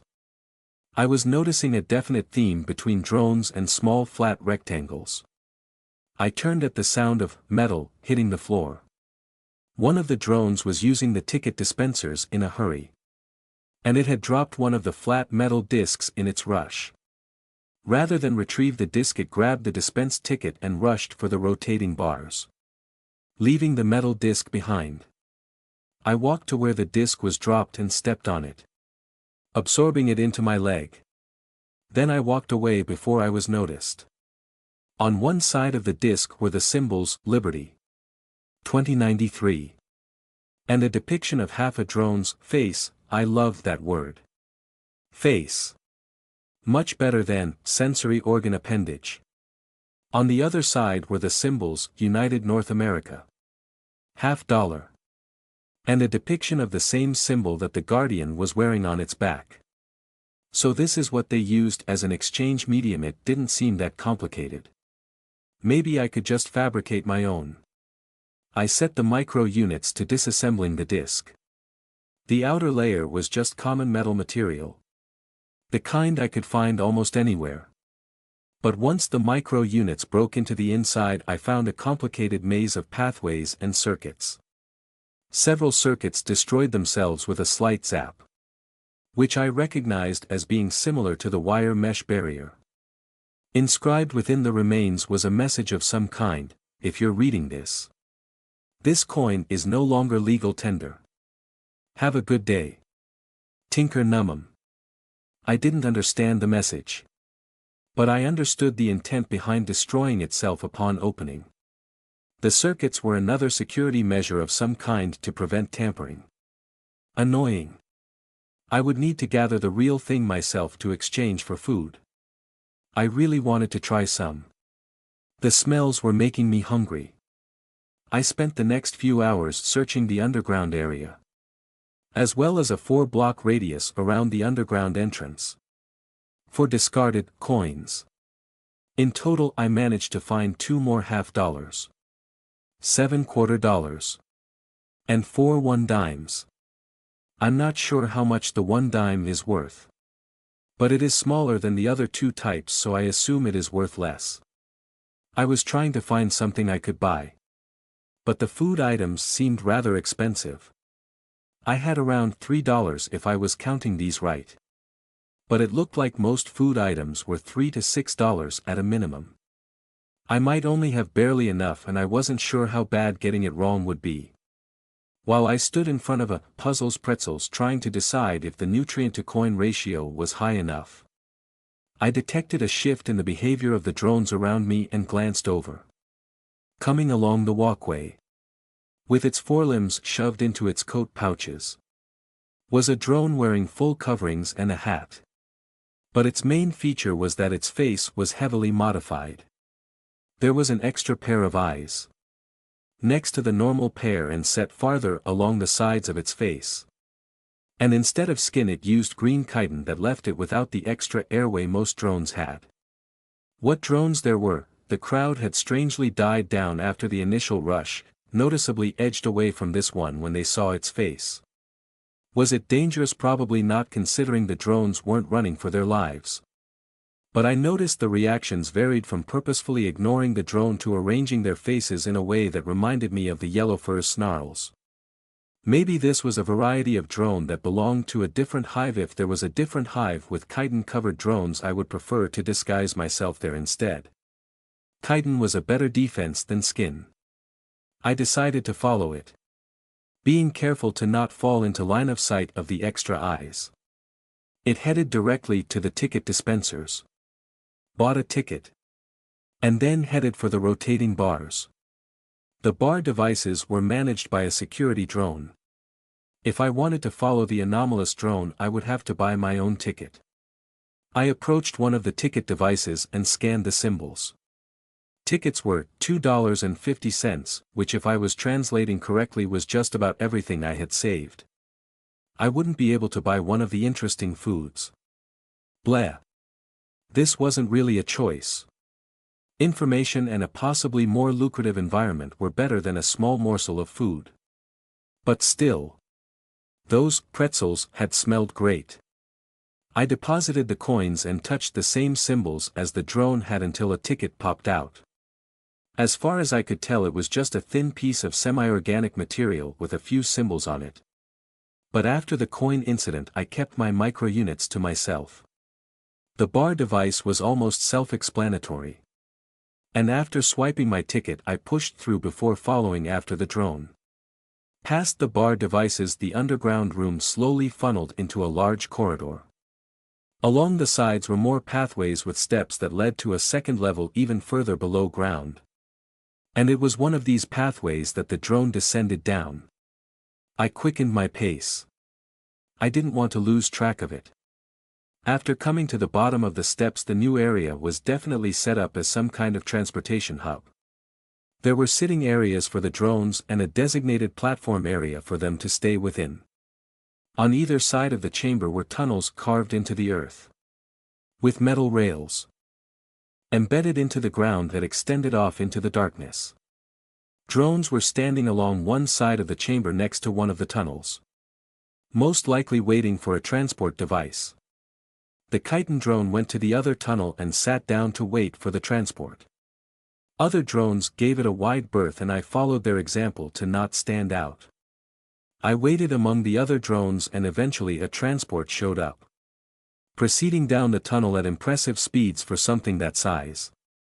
The transport device was made of multiple metal rooms linked to each other. Each room had both places to sit and places to grab and brace along its interior. And 2 sliding doors were embedded into each one. When they opened, several dozen drones exited the device before those waiting entered. The whole process taking less than 5 minutes. Drones truly took their transportation seriously. This device could probably move hundreds at a time if necessary. I glanced at the chitin drone again. It hadn't moved and its bubble of privacy was intact. Continuing to track it could get somewhat difficult if all the drones avoided it. Trying to get closer would be noticeable. I did my best to appear like just another waiting drone until a transport arrived on the opposite side 2 minutes later. This time only a few drones boarded the transport, including the chitin drone. I entered the same room as it. All the seats faced forward, so I picked one near the back of the room where I could keep line of sight on the drone without turning my head. After a few minutes the doors closed and the transport was on its way. It was a remarkably comfortable ride. But my favorite part was the automated map. Above the door was a map of the transport path. And every time the transport came to a stop, the point representing the location lit up. From the time it took between stops, I estimated it would take perhaps 2 hours to reach the end of the destinations. Which, considering our speed, meant this transport traversed vast distances. This hive was large. The drone stayed in place throughout the trip. At first, new drones entering at the stops would instead leave to one of the other rooms. But as the stops passed by, a few drones started to occupy the same room. After the most recent stop, things were going as normal until the door behind me opened. And 4 drones came from the next room over. At first I believed they were just another group of drones trying to find better spots. But as they passed by, some of the drones got up and left to the room behind me after the group passed. The looks on the passengers' faces as they left the car hinted that this new group was trouble. Which turned out to be a true prediction. Oh. Hey there, Frank. How's it going? Much better all of a sudden. Got time to chat? Well, you see, I was just heading home now actually. Got tea? Oh no. You can't leave so soon. We haven't seen you in ages. Stay and talk a while. The conversation continued like that for a while. From what I could gather, the chitin drone called Jasper was some kind of resource gatherer/supplier. But he wasn't supposed to be operating, or even be, in the territory of these drones. And this wasn't its first offense. This was an interesting piece of information. I had assumed that all drones work in groups as part of a faction. But it appeared that wasn't quite true. The soldiers had used strength in numbers. The structures and devices suggested large workforces were required. And even the singularly strong individuals like the Guardian had given up advantages to prioritize helping others of its faction. This Jasper appeared to have been operating only for its own benefit. Alone. Which means it had no one who would cause a fuss if it went missing. Unfortunately, it looked like this prey was going to be stolen. The leader of the group was just talking so far. But its underlings looked ready for a fight. From what I could understand, the leader was insisting that Jasper come to their place for a friendly visit. Even with my incomplete grasp of the language, I could hear the threat in its words. Damn. I didn't enjoy having a meal snatched from me. Especially after I already used up my pretzel money. You find something interesting, oops. One of the subordinate drones spoke. Had it noticed me? No, it looked like it was just generally addressing the drones in the room. Maybe one of them had been staring. Some of the drones who had been sitting near me decided to leave. Should I leave as well? I didn't really want to. I was getting a lot of new information and the drones weren't much of a physical threat to me. While the weapons and coordination of soldier drones was a frightening foe. My estimate of a normal drone was only about equal to the weaker organisms I faced during combat testing. The subordinate drone began to walk down the aisle. And the few passenger drones who had still been sitting near me decided to leave at that. They left out the back door and suddenly it was only the hostile drones. Jasper. And myself. Maybe there was opportunity here. The subordinate drone stopped as it reached me and said. Why don't you leave too, but leave your money? This ain't a free show. My money, it meant the coins, no. I didn't feel like doing that. I don't have any money. It didn't seem to like that. Heh. No money, you sure about that? At this it reached into a pocket and pulled out a small, unknown device. I almost got worried before the device clicked and a short metal blade popped out of the top. Maybe I should take payment out of your hide instead, it said. Calculating threat. Estimate drone strength, negligible. Weapon threat, minimal. Estimated 4.35 minutes before next stop. Plenty of time. I grabbed the drone's hand, another good word, in my own around where it held the handle of the weapon and stabbed it in the shoulder with its own weapon. It yelped and tried to back away. But I was still holding the blade in its shoulder and I used that as leverage as I began punching it in the face with my free limb. The other subordinate drones reacted quickly. With yells of alarm they came running down the aisle. One pulling out its own small blade. I shoved the first drone I was grappling at the second drone, who stumbled and caught its companion. The third drone with the weapon sidestepped them and swiped at me with its blade. But it telegraphed the attack badly. And when I caught its arm it seemed surprised that I had the strength to halt it. Understandable. I was rather thin looking from being low on mass. But I had left the test chambers with more useful resources than I had ever had before. And after the encounter with the merc I had used what I could to reinforce my skeletal and muscle structure. I yanked its arm and punched it in its unprotected ribs to try and get it to drop the weapon. But it held on stubbornly and used its free limb to try and fend me off. At this time the drone who had caught its friend had managed to disentangle itself and was coming to support the drone I was engaged with. Curiously, it hadn't removed the weapon from its companion's shoulder. Nor had the stabbed drone made to get up and fight. I used the same maneuver as before and swung the arm with the weapon at the new arrival. Rather than stab its companion, the drone I was grappling let the weapon drop and tried rushing me using its weight. I braced and its charge went nowhere. Its limbs wrapped around my torso with its head lowered. So I simply punched it in the back of the head. It went limp and collapsed. The last subordinate drone started to attack with just its fists. Which simply wasn't very effective. It didn't have the power to break anything besides maybe some of my more delicate facial structures. And without a weapon or claws it had no hope of causing damage beyond my ability to repair.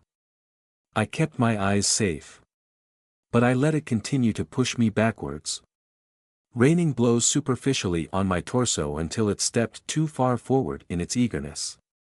I kicked out at its leg joint and heard the bone snap. The drone unexpectedly screamed and toppled, defense forgotten as it clutched at its injured leg.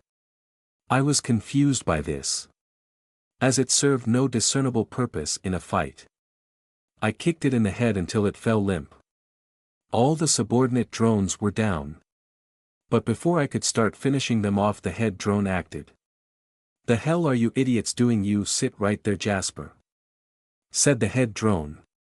It left its spot by Jasper and approached me, appearing unconcerned with its injured subordinates. "And who are you supposed to be? One of Helion's a hero wannabe? I'll tell you now, you're wasting your time sticking your neck out for Jasper. And more importantly, my time." It was too calm considering I just downed all of its subordinates. Calculating threat. Possible abnormal ability predicted. Increasing allocated combat resources. Cat, got your tongue? Let me cut it out for you.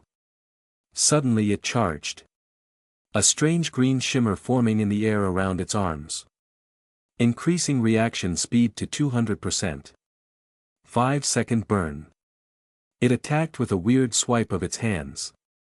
With my heightened reaction speed, I was dodging even as it swung, which proved the correct decision. Forming above its forearms were two large, glowing green blades that extended past its fists. I dodged the first blade and deflected the second by hitting the underside of its arm. The deflection pushed the blade into one of the metal bars in the room and it cleaved right through. Dangerous. Whatever the blade was made from, it was definitely solid. I tried to move inside the lead drone's reach, but it was obviously more experienced with fighting than its subordinates. Using one blade as a guard, it backpedaled back to optimum distance and began its assault more cautiously, making short jabs to try and bleed me rather than trying to inflict a large wound in one go. I was forced to jump over seats and use the bars to maneuver myself past it. It swiped and cut away more bars but missed me. As I retreated further up the room, the drone that had been stabbed tried to trip me up. I kicked it in its injured shoulder and it screamed and flinched, forcing the pursuing lead drone to stop in order not to trip over its flailing subordinate. "Move, idiot," said the lead drone. It kicked its subordinate out of the way and came after me again. I was now at the front of the car between Jasper and the lead drone. A quick glance at Jasper showed it hadn't moved, and didn't look inclined to help either side. Instead, it appeared to be waiting for an opportunity to escape. Smart. The lead drone came at me again, its jabs not quite as guarded as before. Its face was twisted in a snarl and it appeared to be hurrying more than usual. Perhaps it also wanted to end things before the transport arrived at the next stop. I decided to use this to my advantage, putting a distressed look on my face as I dodged and weaved around its weapons by the thinnest of margins, my back slowly being pressed towards the door to the next room. To make the performance more convincing, I allowed one of its blades to make a thin cut along one arm before yelping and flinching away. It took the bait, attempting to lunge forward and skewer me. I snapped my leg up, launching the weapon I had pulled from its subordinate's shoulder with my foot when I kicked it. The weapon flew into the lead drone's face and slashed a long line up towards its eye. It closed its eyes and flinched away from the hurled projectile, yelling a word that I couldn't translate. I ducked under its outstretched arms and grabbed the undersides before yanking and burying the blades in the door behind me. The glowing weapons sunk deep, and while they cut through easily, the thicker material still hindered them. Suddenly the transport device lurched as it rapidly started to slow. The change in speed so quick that the leader drone's head hit the door in front of it. Red lights came on and a strange-sounding voice said, "Damage to subway car has been detected. Emergency services will be with you as soon as possible. As a reminder, intentional tampering with Fortress City infrastructure is a felony offense." That couldn't be good. Blah. I was now on a much more serious time limit. I still had both the drone's arms in a firm grip to prevent it from using its weapons. And I started kicking my leg up into its face. Over and over until it finally collapsed. The blades disappearing as it fell into unconsciousness. I would love to know the mechanism behind the blades. Materializing and dematerializing like that had so many applications. Hey kid. Help me out here. It was Jasper. It was using one of the severed metal bars to try and pry open one of the doors opposite the door we came in through. This was confusing. Why did it want to open it? Come on, you don't want to be here when the seas show up. Trust me. Oh. It wanted to avoid whatever security was on the way. It hadn't really caused any of the destruction of the transport. I didn't see why it would need to avoid them. Well. If it knew a way out of this with minimal risk, might as well let it show me the way. I walked up to the door and started to help. The leader's green blades had sheared through the bar Jasper was using at an angle. And Jasper had poked the sharp end into the seam between the two door halves. But it seemed to be having trouble leveraging them the rest of the way open. I stuck my hand and the edge of my foot into the gap and started to pull them apart. The mechanism for the door was strong. But between the two of us we opened a gap that we could fit through right as the transport was finishing its emergency stop. Woo! Nice kid. You got some muscles in those scrawny arms. Let's blow this popsicle stand. Jasper said as he jumped out the door. I took a second to grab the small weapon I had flung at the leader. Pre-made weapons that didn't stand out could be useful later. With one last look around the room, and a regretful glance at the drones I wouldn't be able to eat, I followed Jasper into the darkness. Woo boy, am I glad you showed up when you did. That was about to be a right misunderstanding the way things were heading. Frankie isn't really the brightest bulb out there. If and you know what I mean. Why? I bet he still thinks I was trying to deal in Espada territory. I just got lost is all. I've tried explaining that to his people, but they take after Frankie, it seems. Apples from the tree. Straight down, you see. Oh. Mind you, I was dealing knickknacks and odds and ends. Really less dealing and more trading, you see. Like a yard sale. People just don't get the fine art of entrepreneurship is what it is. A darn shame, I say. Why this one time? Jasper was turning out to be a never-ending stream of information, surprisingly. Although the usefulness of that information was somewhat questionable. So I says to him. Why don't you go over to the end part and have a look? What can it hurt? And damned if it didn't jump right in his face. Funniest thing I ever saw. Definitely questionable. At least I was learning the use of a lot of new words. Like he and she and kid. Jasper used kid a lot to refer to me. Or anyone else he deemed younger than him. Apparently my low mass. And my attempts to make my disguise as non-hostile looking as possible had made him decide I was a younger drone. I suppose that was technically true. After leaving the subway, Jasper had led me to a metal door embedded in the wall of the tunnel. It had been locked. But Jasper had it open in seconds using only a small bit of metal. And I put learning how to do that on my ever-growing list of things to do. The door had led into what Jasper had explained was the maintenance walkway. But he quickly led us into a different set of labyrinthine tunnels. Stating that the C's would be using the maintenance tunnel to get to the subway train. Currently we were walking through a section of tunnels Jasper called a sewer. Let's see. Left up here, kid. He picked a new direction seemingly at random when we came to an intersection. I decided to try and ask how he was navigating. I wouldn't become lost. But I wasn't sure if backtracking to the subway tunnel would be a good idea with these C's he kept mentioning. Jasper, how do you know where you're going? I use these tunnels to get around all the time. It's slow going, but it's usually pretty safe. As long as you're careful of the rats. They get pretty big down here.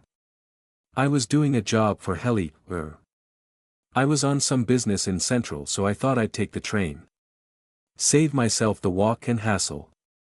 Fat lot of good that did me. I ran into rats anyways, haha. So. You do work for someone then? No. I do jobs for my clients. But Jasper P. Barnegan is his own man. Barnegan, oh. Right, how rude of me. He said as he abruptly stopped and turned to me. We haven't even been properly introduced yet. My name is Jasper P. Barnegan. Entrepreneur of odd jobs and information broker extraordinaire. If you need anything at all, I can get it for you. Or point you in the right direction for a modest finder's fee. Put there. At this he extended one of his arms with his green, chitin-covered hand splayed. I didn't know how to react to this and I hesitated. This was a greeting of some sort, apparently so, because his facial expression changed when I didn't answer the greeting correctly. Cross-referencing. Most likely emotion, disappointment. I took a blind guess and copied him. At which his expression changed back to its normal and he grabbed my hand, shaking it vigorously before letting it go again. I almost attacked him then. But none of his body language suggested danger. Drones just have strange greetings, I guess. He started walking again before saying, So what do I call you, kid? Odd question. You call me kid all the time. Ha. Good to see Frankie didn't hurt your sense of humor. But no worries, I getcha. Private type. Think before you speak and keep your cards close to your chest. I can respect that. Why? This is Fortress City after all. The only thing we guard more than our lives is our secrets. Fortress City, that was the name of this hive, and how would secrets be worth more than your life? I was getting more questions than answers here. I'd at least like to know more about this area. Jasper. Do you know where we are now? Oh. Sure. I was heading to East 13 when our trip was so rudely interrupted. Which way were you headed? Maybe I can point you there. I wasn't heading anywhere in particular. Ha. Then you've made a wrong turn somewhere, kid. East Sector isn't exactly a tourist-friendly destination. But then I guess you knew that already. This your first time here? Yes. Well then it's a shame those louts were the first people you had to run into. Gives a bad impression, it does. Not everyone is like that, I promise you. You know we should be near Maggie's. How's about you and me stop for lunch, yeah? I don't know about you, but I'm starvin'. Maggie's has the best burgers in East 13. Tastes almost like the real thing. Come on. I'll even treat you to one. Least I can do after you cleared things up with Frankie for me. Food, and it would buy it for me, okay? Now we're talking. Let's see. If I remember, it's a left here. Then the third right. Or maybe the fourth right. No. Third right. Jasper continued to mutter to himself as we continued. The tunnels really were a confusing maze at times. The sewer section had seemed simple enough. But between the sewers and the surface was a complicated system of chambers and tunnels. It wouldn't be a problem for me to find my way. But I admit I was somewhat curious why this section of the city seemed so inefficient in comparison to the rest of the infrastructure. Are the tunnels always this confusing now? Alright. 20%. You drive a hard bargain for such a quiet kid. Don't let it be known that old Jasper isn't generous.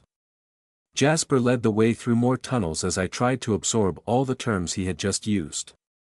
There were other escaped bioweapons down here. I knew from my time listening to the Whitecoats that I was a bioweapon. If there were more organisms down here like me, then they had also somehow escaped a test chamber like the one I came from. Which meant they would have more experience and might be just as strong as I was. If not more so. He had grouped them together with rats and supervillains. What was a rat or a supervillain? Were they less dangerous than a bioweapon, or were they even more dangerous? The way he said them made it seem as if I should know these terms already. But without seeing these things personally, or someone explaining them where I could hear them, I was completely ignorant. Sure. It didn't seem like knowing every single term was necessary. But if I messed up on one of the important terms that all drones knew, then my disguise might fall apart. If that happened, well, I remember how the other drones acted around Jasper. And he wasn't even a threat. Something tells me that an escaped bioweapon would be treated somewhat differently than Jasper. Perhaps something similar to how a certain yellow fur ended up. I needed to know more. So, you see a lot of those things down here? Oh sure. Why, just the other day I saw a rat that came up to my knees. Had to yell and scream something fierce to chase it off. Reminds me of this one time. Estimated combat potential of Jasper, negligible. Okay. Maybe I was worried for nothing. If Jasper uses these tunnels all the time, then how bad could these things really be? Maybe I could even do some hunting down here. Ah. Here we are. Gimme a hand with this, would ya? Jasper had stopped at an odd-looking barrier this time. For once it wasn't a rectangle. Instead it was circular with a large hinge keeping it pressed to the low ceiling in this tunnel. On the front was a circular handle, which Jasper was tugging on to show me where to grab. Together we turned the circular handle until the inner mechanism gave way. And with a pull the barrier swung down. Out of the new entrance popped a series of fused bars that would provide an easy climb up into the aperture. A cleverly made barrier device. Though I questioned its efficiency. And its necessity. When I questioned Jasper about it, he merely said that supervillains were the eccentric type. Jasper led the way up. And at the top of the tunnel was another of the barriers. Although smaller this time. He opened it and light streamed down into the tunnel. The first we had seen since we exited the maintenance tunnel. After he pulled himself out, he offered me a hand. And I let him pull me out of the tunnel.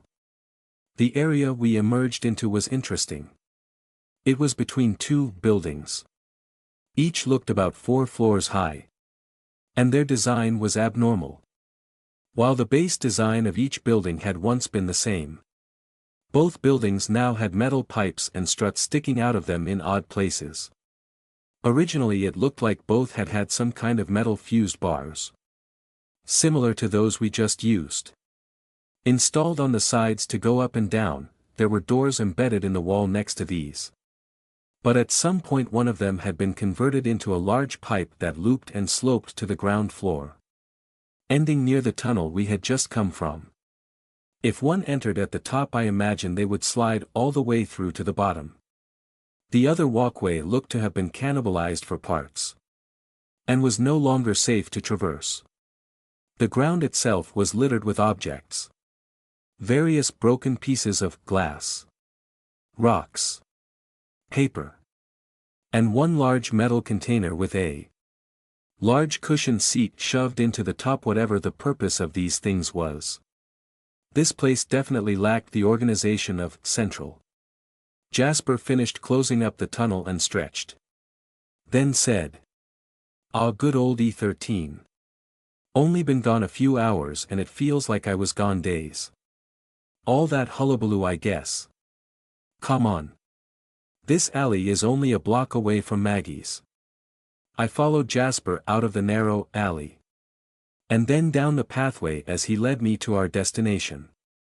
Outside was, well, chaotic is the main word I would use to describe it. Almost all the buildings were between 3 and 4 floors tall. And their original structure was visible. But just like the alley, everything was touched by small modifications and alterations. Here one building had had the original glass material removed and replaced with a wire mesh, would it zap? There a building had multiple stone bridges connecting it to the buildings in its vicinity. Most of the bottom floors looked like they had had extensive modifications done. and now resembled the food dispensaries from the subway.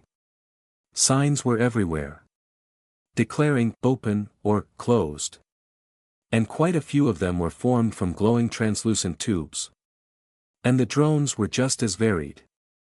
They wore many different coverings. Far more than the ones I had seen in Central. The blue leg coverings were still numerous. But other than those there was no predominant style. Some wore additional coverings. Some wore less. And there was a noticeable increase in the amount of coverings that sported complex patterns and symbols. Body modifications were also seen in greater amounts. There were more symbols embedded on skin. And instead of being limited to one or two, some drones had covered large sections of their bodies with them. The metal piercings too were more numerous. In Central some drones had pierced their ears with small bits of metal. But here I noted that they also pierced other parts of their face, such as the nose and near the line of fur above the eyes. I inwardly recoiled when we passed one particular drone who had created a complicated network of loops and chains across its face. I understood that most drones were designated for different tasks than combat. But the chains were so combat inefficient. One good tug and most of its face would probably come with it. The coverings and modifications were good news for me. But the very best thing was the biological variance I saw among the drones. While I had not found a colony of chitin drones, about 1 in 20 drones I saw had some kind of biological augmentation. Sometimes it was minor, like an extra pair of eyes that widened their field of view. But in other cases I saw heavy modifications. One prime example was a drone covered in red chitin similar to jasper. But in this case the shell was thicker. And one hand had been modified into a giant claw. An obvious combat model. The average drone population as well seemed far more tolerant of abnormalities. Admittedly, from what I saw, some of the modified drones were still given a wide berth by those around them. But this was reserved mainly for the larger combat models. And the distance seemed to be for more practical reasons like avoiding the spikes and claws these variants often sported. Best pick your jaw off the floor, kid. You look like a country bumpkin with your eyes rolling every which way, said Jasper to my confusion. My jaw is firmly attached. You're a riot, kid. Oh. I suppose I had been staring. There were just too many details to keep track of. Maybe I should form an extra pair of eyes like Jasper's later. They seemed common enough to not attract attention. We eventually stopped in front of a building that outwardly looked a little plain in comparison to some I had seen. What really set it apart was the wonderful smells I was detecting coming from the bottom floor. The front had been modified into a glass wall with metal bars welded over it. And above the entrance were large illuminated symbols displaying Maggie's Sunrise Diner. Ah. Here we are. Nice, right? She runs a good diner. Come on. I'll introduce you, Jasper said as he led the way to the entrance. The door had a simple bar to push and pull, and glass set into the metal frame so you could see the other side. When Jasper pushed the door open, a small alarm chimed once. But I guess this was fine. He went in as if this was completely normal. The air smelled even better on the inside. On the left side of the room were dozens of devices that I didn't recognize. Made of metal and polished until you could see your reflection in them. Separating the room from them was a long barrier with a flat surface, next to which were thin round seats embedded into the floor by a single support bar underneath. On the right-hand side were lots of cushioned seats arranged to wrap around flat tables that stuck out of the wall. It seemed that this place expected drones to stay and eat their food here. All the dispensaries in the subway area had given the food inside of containers that the drone could take with them. I'll be with you in a moment. Just cleaning up after the lunch rush. Sit anywhere, Jasper. The drone who had spoken came from an opening behind the counter. Short. Stout. With brown fur on her head tied into a bundle. and a stained red covering she wore across the front. She had a scowl on her face that made me think of an angry brown fur. And she stomped up to Jasper in a manner I found similarly intimidating. Estimated threat level, moderate. I thought I told you I didn't want to see your face in here again. I don't allow dealing in my diner. But Maggie. I'm in. Don't you, but Maggie, me. Last time you got caught the cops came in here thinking I was a damn drug den. I'm trying to make a living here, Jasper. Maggie, I. And who is this you dragged in with you? What's he strung out on? I am not dealing, Maggie. Promise. The kid's just a tourist.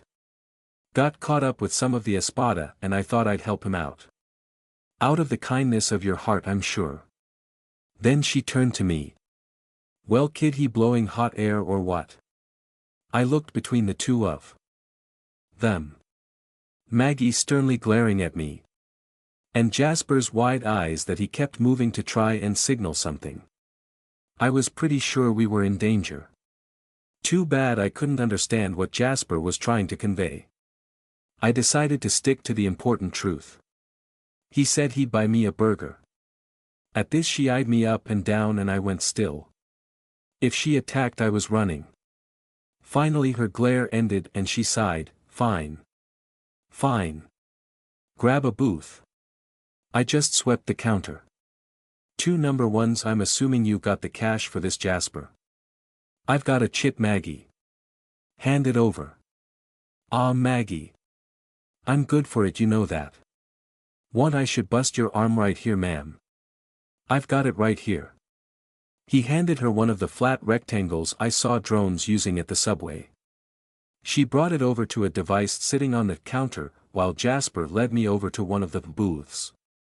After inserting the chit, Maggie grunted in what seemed like surprise. Then she filled 2 glass containers with water and brought them over to our table. As well as giving the chit back to Jasper. 2 tofu burgers then. And a side order of fries, Maggie. Yeah. She went behind the counter and into a side room, from which the sounds of banging metal soon came. Over the next 20 minutes Jasper talked to me about a variety of topics. Mainly centered on his burgeoning business. And trying to convince me that he was the best information broker in the sector. As he talked, the smells coming from the room behind the counter increased. And I found my eyes wandering over to the entrance in anticipation more than once. Finally Maggie emerged holding a tray laden with food. She placed the container of what I assumed were the fries between us. And then gave each of us a flat disc with what must be a burger on it before heading back behind the counter. It was a lot different from the nutrient slurry I was used to.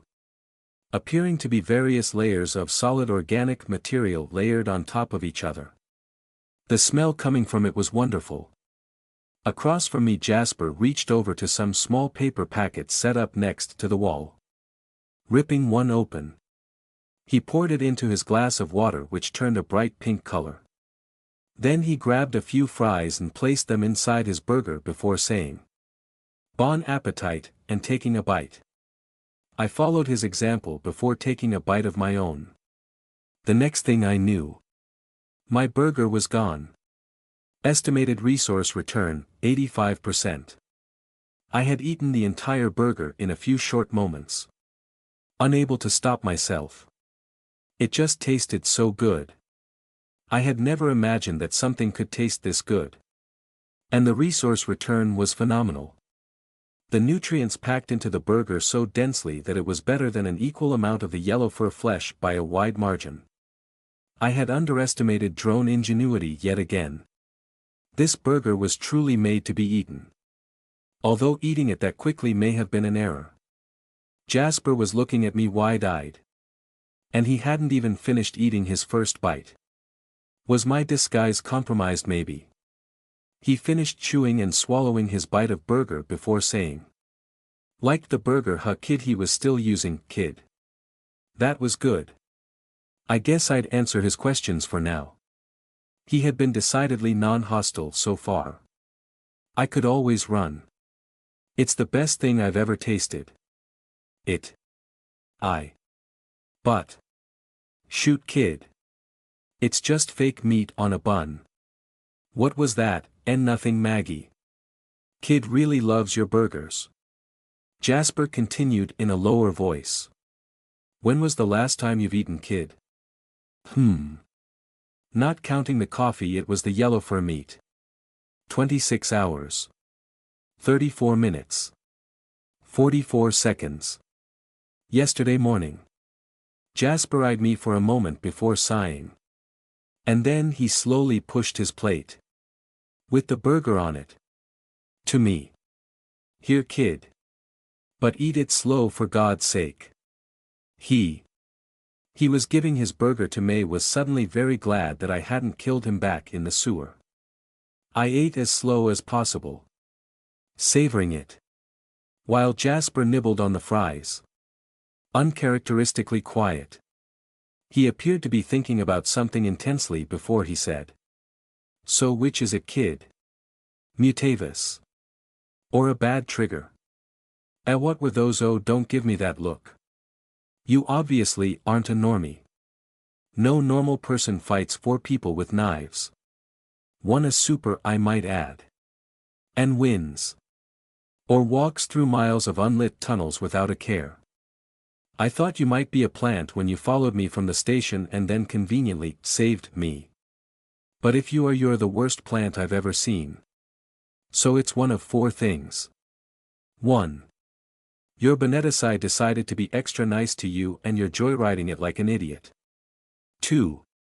You had a good trigger. And again are joyriding it like an idiot. 3. You have Mutavis and you got kicked out. Or you're running. 4. You had a bad trigger and you're running. Now a bad plant you might be. But you don't strike me as an idiot. So which is it? I didn't know how to react to this. He knew I had been following him, that was way too many new terms. I at least knew one thing, he said. I'm running. Thought so. Got your ticket stub still? I did. And I showed it to him. Good. You ain't stupid. That ticket works for 2 trips. I recommend using it to go back where you came from. If you triggered bad, the capes will help. You can't be blamed for a bad trigger event. If it's Mutavis. Then I'm sorry to hear it. But you should go to the cops. They can give you resources. I considered what he said. Apparently me being an escaped bioweapon wasn't on his list of possibilities. Which was telling. And if I can't go back, his expression became grim. And he considered what I said for a bit. Pass me your ticket stub a second. I slid it over to him. And he pulled out a small thin rod. With it he inscribed several symbols onto the material before sliding it back to me. If you really have no other option, go to the address here tomorrow. By then they should be hiring. You might be able to earn some money if you play it smart. And don't mention I told you about this. Unless you do well, of course. He got up from the booth. Now I've gotta run, kid. Business to get done. Eat your burger and stay smart. Odd summer is right around the corner. And then he left. Grabbing a handful of fries on the way. And muttering about bleeding hearts and losing his mind under his breath.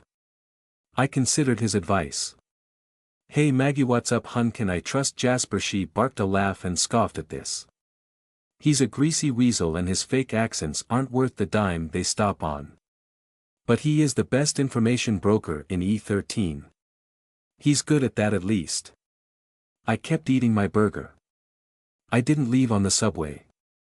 And when I tasted the pink water I nearly lost my damned mind. This was the first time I ever had so much energy stockpiled. The pink lemonade had turned out to basically be pure sugar with a little flavoring. Once I realized this, I began adding as many of the packets to my drink as I could: cola, orange pop, citrus surge, and one particularly sugar-rich packet called nectar. Maggie got a little angry with me when she realized how many packets I had added, and a little worried that I had drunk the whole thing. But when I offered to pay her the rest of my money, she looked at the few coins I had and said she'd just add it to Jasper's tab. I decided not to test my good fortune and left soon after. Mass at 47% norm. Energy reserves equals 6 cycles continued operation. And that was continuous operation. With no hibernating and no rationing. I had fallen to about 1.5 cycles of energy after fighting the blade drone. And this single meal had given me over 4 cycles worth of energy by itself. 6 cycles continuous was double my record maximum. Of course. I was going to have to factor in fights against impossible anomalous drones into any future calculations. I had been shot at by high explosives and nearly stabbed to death so far. And the cycle wasn't over yet. It was still only 3 hours after the midpoint. So far escaping the test chambers hadn't increased my survival odds by as much as I had hoped. But at least the food was definitely worth it. For now I wandered around the section of the city around Maggie's diner. My plan was to scout out the location Jasper had mentioned and then head to the sewer for the night. All I had to figure out was how to use the symbols Jasper had drawn to navigate. I could read them, but I didn't know how to use them. Oh well. If I couldn't figure it out, I'd go ask Maggie. For now I wanted to explore my new home. I had decided to stay in this section of the city. An easy decision. Any physical alterations I made wouldn't stand out, and overall security seemed far laxer here. Plus, places to hide were in surplus supply. I noticed many a building that seemed in disuse. Not to mention the possibilities of the tunnel system. If I mastered moving using the tunnel system, like Jasper seemed to imply was possible, keeping a hidden den was a definite option. I started to focus on the symbols on the buildings around me. Many buildings had signs or just plaques displaying letters and numbers. Open and closed signs were the predominant symbols used. Which made sense if these were all dispensaries. Some symbols seemed to be rather useless. If colorful. Inscribed onto the sides of buildings and any other open surface. Often pictures accompanied the symbols. Although if these were meant to convey meaning, there seemed to be a lot of random static in the message. I quickly focused only on the symbols that seemed to be mechanically manufactured. Navigation system detected, plaques on buildings and symbols on posted signs correlate to address. Ah. That made sense. A few symbols to label a specific street and a number to narrow down which building on the street. I started to walk from intersection to intersection reading the signs. But a quick calculation on the size of this hive made me realize this was truly inefficient. I could wander for days before finding it. I decided to ask a passing drone for directions. "Excuse me. Do you know where I can find this address?" And I showed it the paper. It looked at the symbols.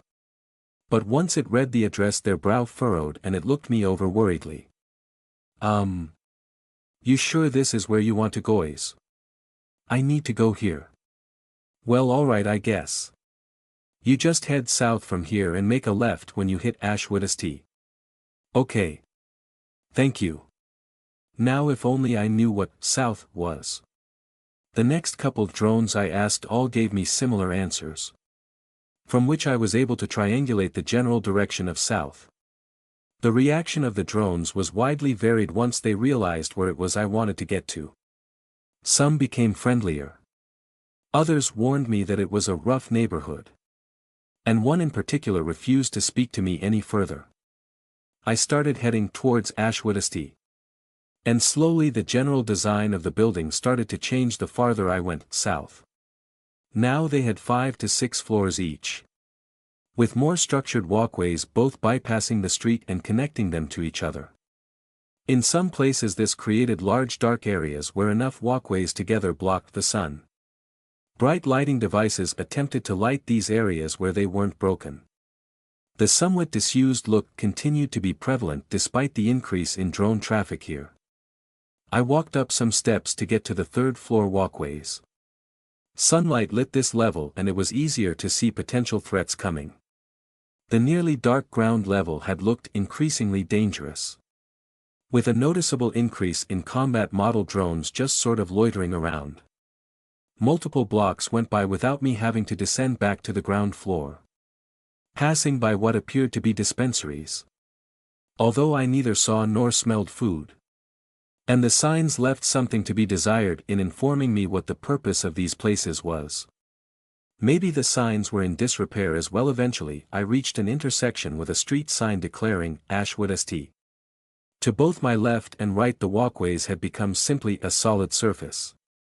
And except for small fenced-off breaks here and there I could no longer see the ground floor. It seems this street was not intended to be available to transport devices, instead requiring you walk along the enlarged pathway while any transport devices had to pass underneath. A space-saving measure, I suppose. I went left, scanning the numbers along the buildings until I reached the one that matched the address Jasper had given me.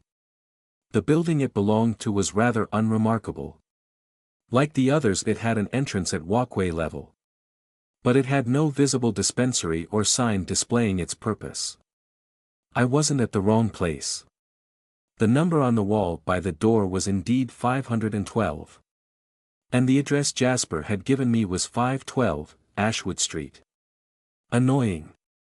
I didn't like knowing so little about what I was getting into. But I didn't want to linger in the area. I hadn't modified my disguise yet.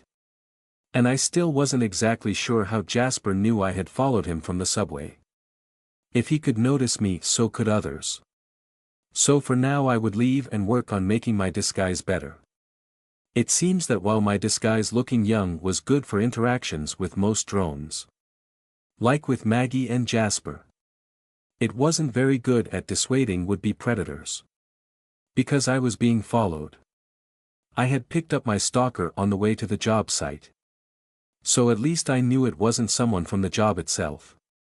Not really sure what they wanted. But that didn't really matter. I knew I currently appeared weak. And weakness attracted predators. Or at least, those who thought they were predators. I knew it was following me from their footsteps. Even and constant ever since I traveled through a shadowed overhang on my way to Ashwood St. When I turned around to head back I noted 3 drones that might belong to the footsteps. One normal drone looking into a dispensary window. Another normal drone appearing to loiter, and gazing out over one of the gaps in the walkway.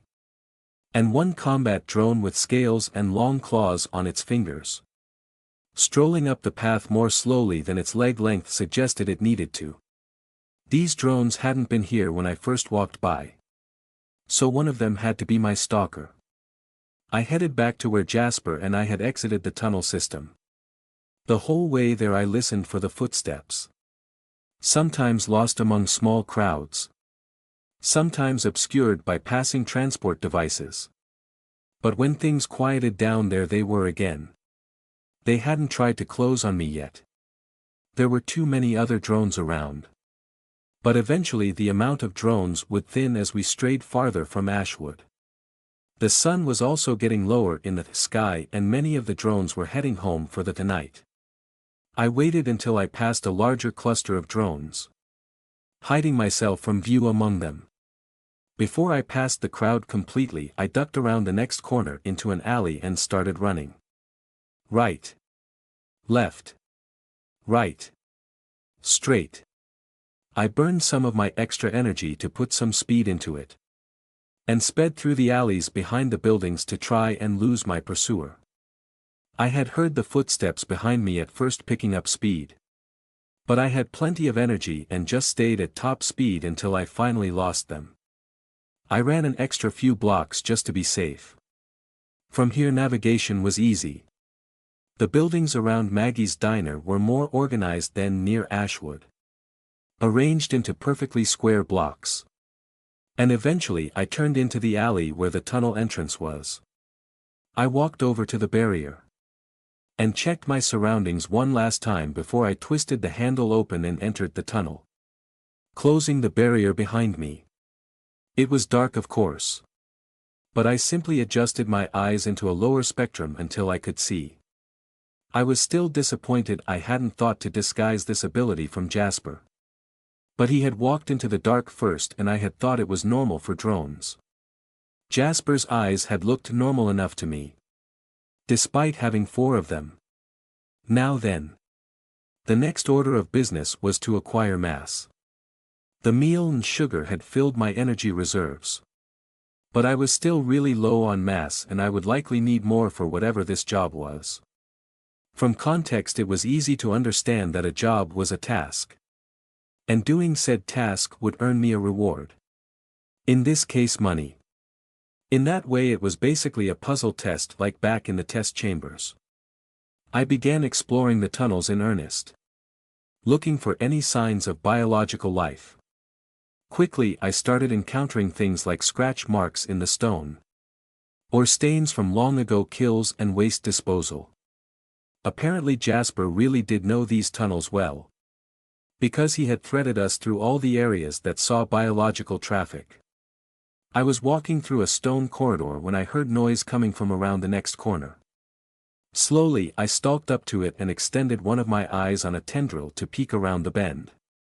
The corridor continued a ways until it terminated in a wall with several broken pipes sticking out of it. Piles of trash had been gathered up in the corners and formed into some kind of nests. And occupying these nests were a type of organism that was surprisingly familiar to me. Gray furs. Or rats, which I assume is the drone designation for them. I hadn't seen these in a long time. In the early days of combat testing they had been a frequent opponent. But as I grew stronger and smarter they had been replaced with stronger organisms until I no longer saw them. True. These ones here were quite a bit larger than the ones in the test chambers. But they still weren't comparable with, say, a yellow fur. They only came up to around my knees. There were 5 big ones that I could see. And numerous tiny ones milling around. Estimated combat potential, negligible to moderate. If all the rats attacked as one then I might be in a little trouble. But I doubted they would be that coordinated. Just in case I did a few modifications to myself. First I changed my feet to be clawed instead of the shoes that drones favor to increase traction. Then I increased the length of my arms so I wouldn't have to bend so far to attack them. Plus I could use my arms to assist in running. I looked somewhat skeletal now. Having used even more of my torso flesh to reinforce my limbs. Lastly I attached the blade I stole from the espada to my wrist so I could use it to stab without holding it. Checking around the corner again. I waited until one of the closest rats was looking away before I charged. My plan was to take as many of them by surprise as I could before they tried to swarm me. I reached the first rat and struck. Stabbing my blade briefly into the base of its skull. It shuddered and collapsed as I ran for the next one. It saw me coming and tried to lash out. But it was too slow and I had better reach.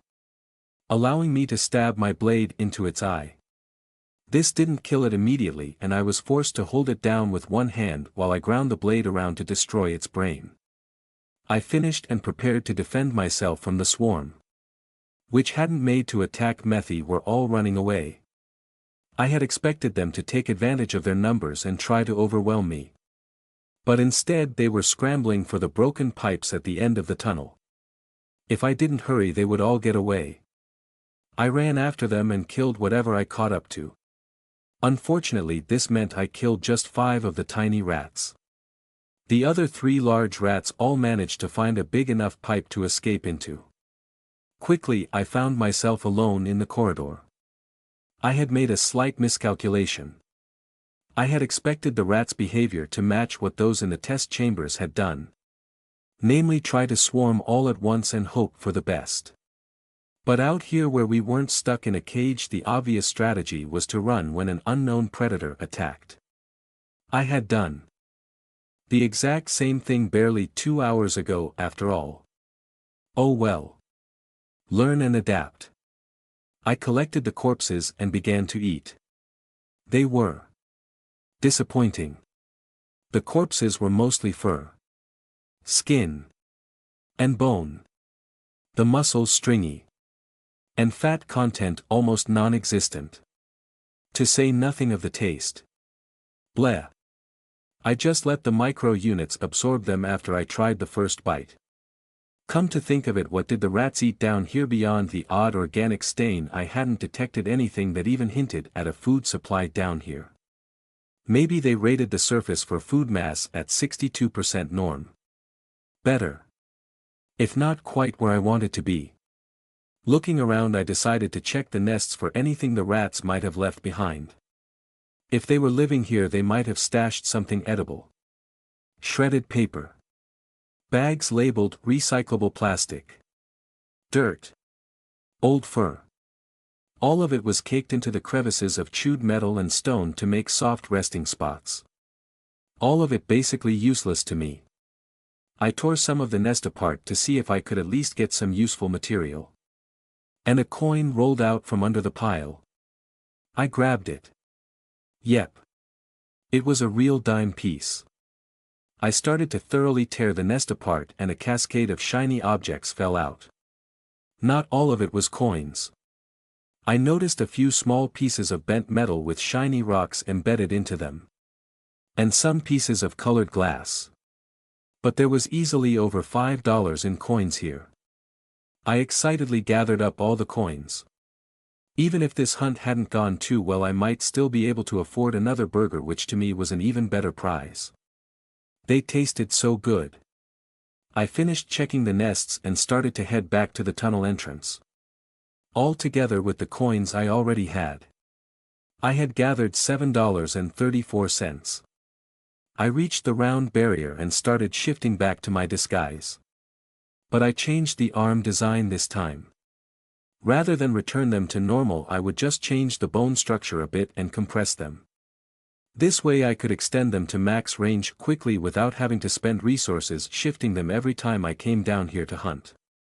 Luckily, drones often wore coverings that encased their arms.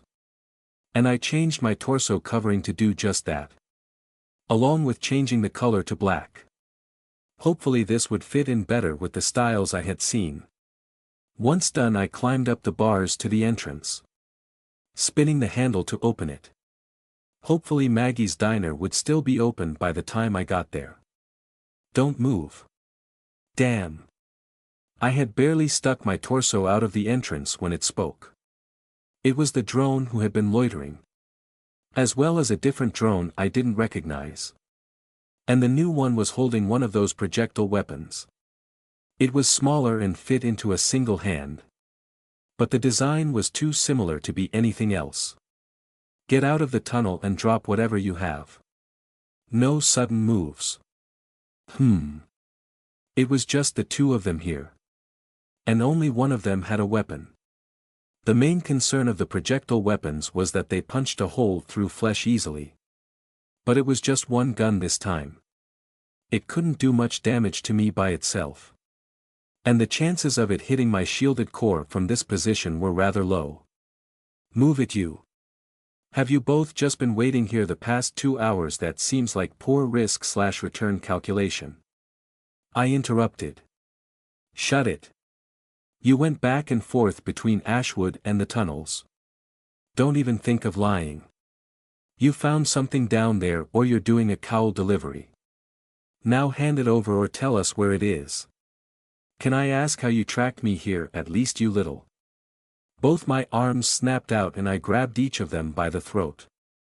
Then I let myself drop into the tunnel, gripping the bars with my feet to give me extra leverage. They struggled and battered at my arms. But my grip was too strong and they didn't have a way of severing the limbs before I pulled them into the tunnel head first. Then I let them drop. I looked around briefly for witnesses before descending back into the tunnel, making sure to close the top barrier behind me and sealing the tunnel into darkness again. Looks like this was a successful hunt after all. Side dish number 1. A note from Goggles Bear. Interlude chapter. Why is there a hole in the window? Yes. That is rather odd, isn't it? Replied Dar. Mason. Odd nothing. It's more crap is what it is.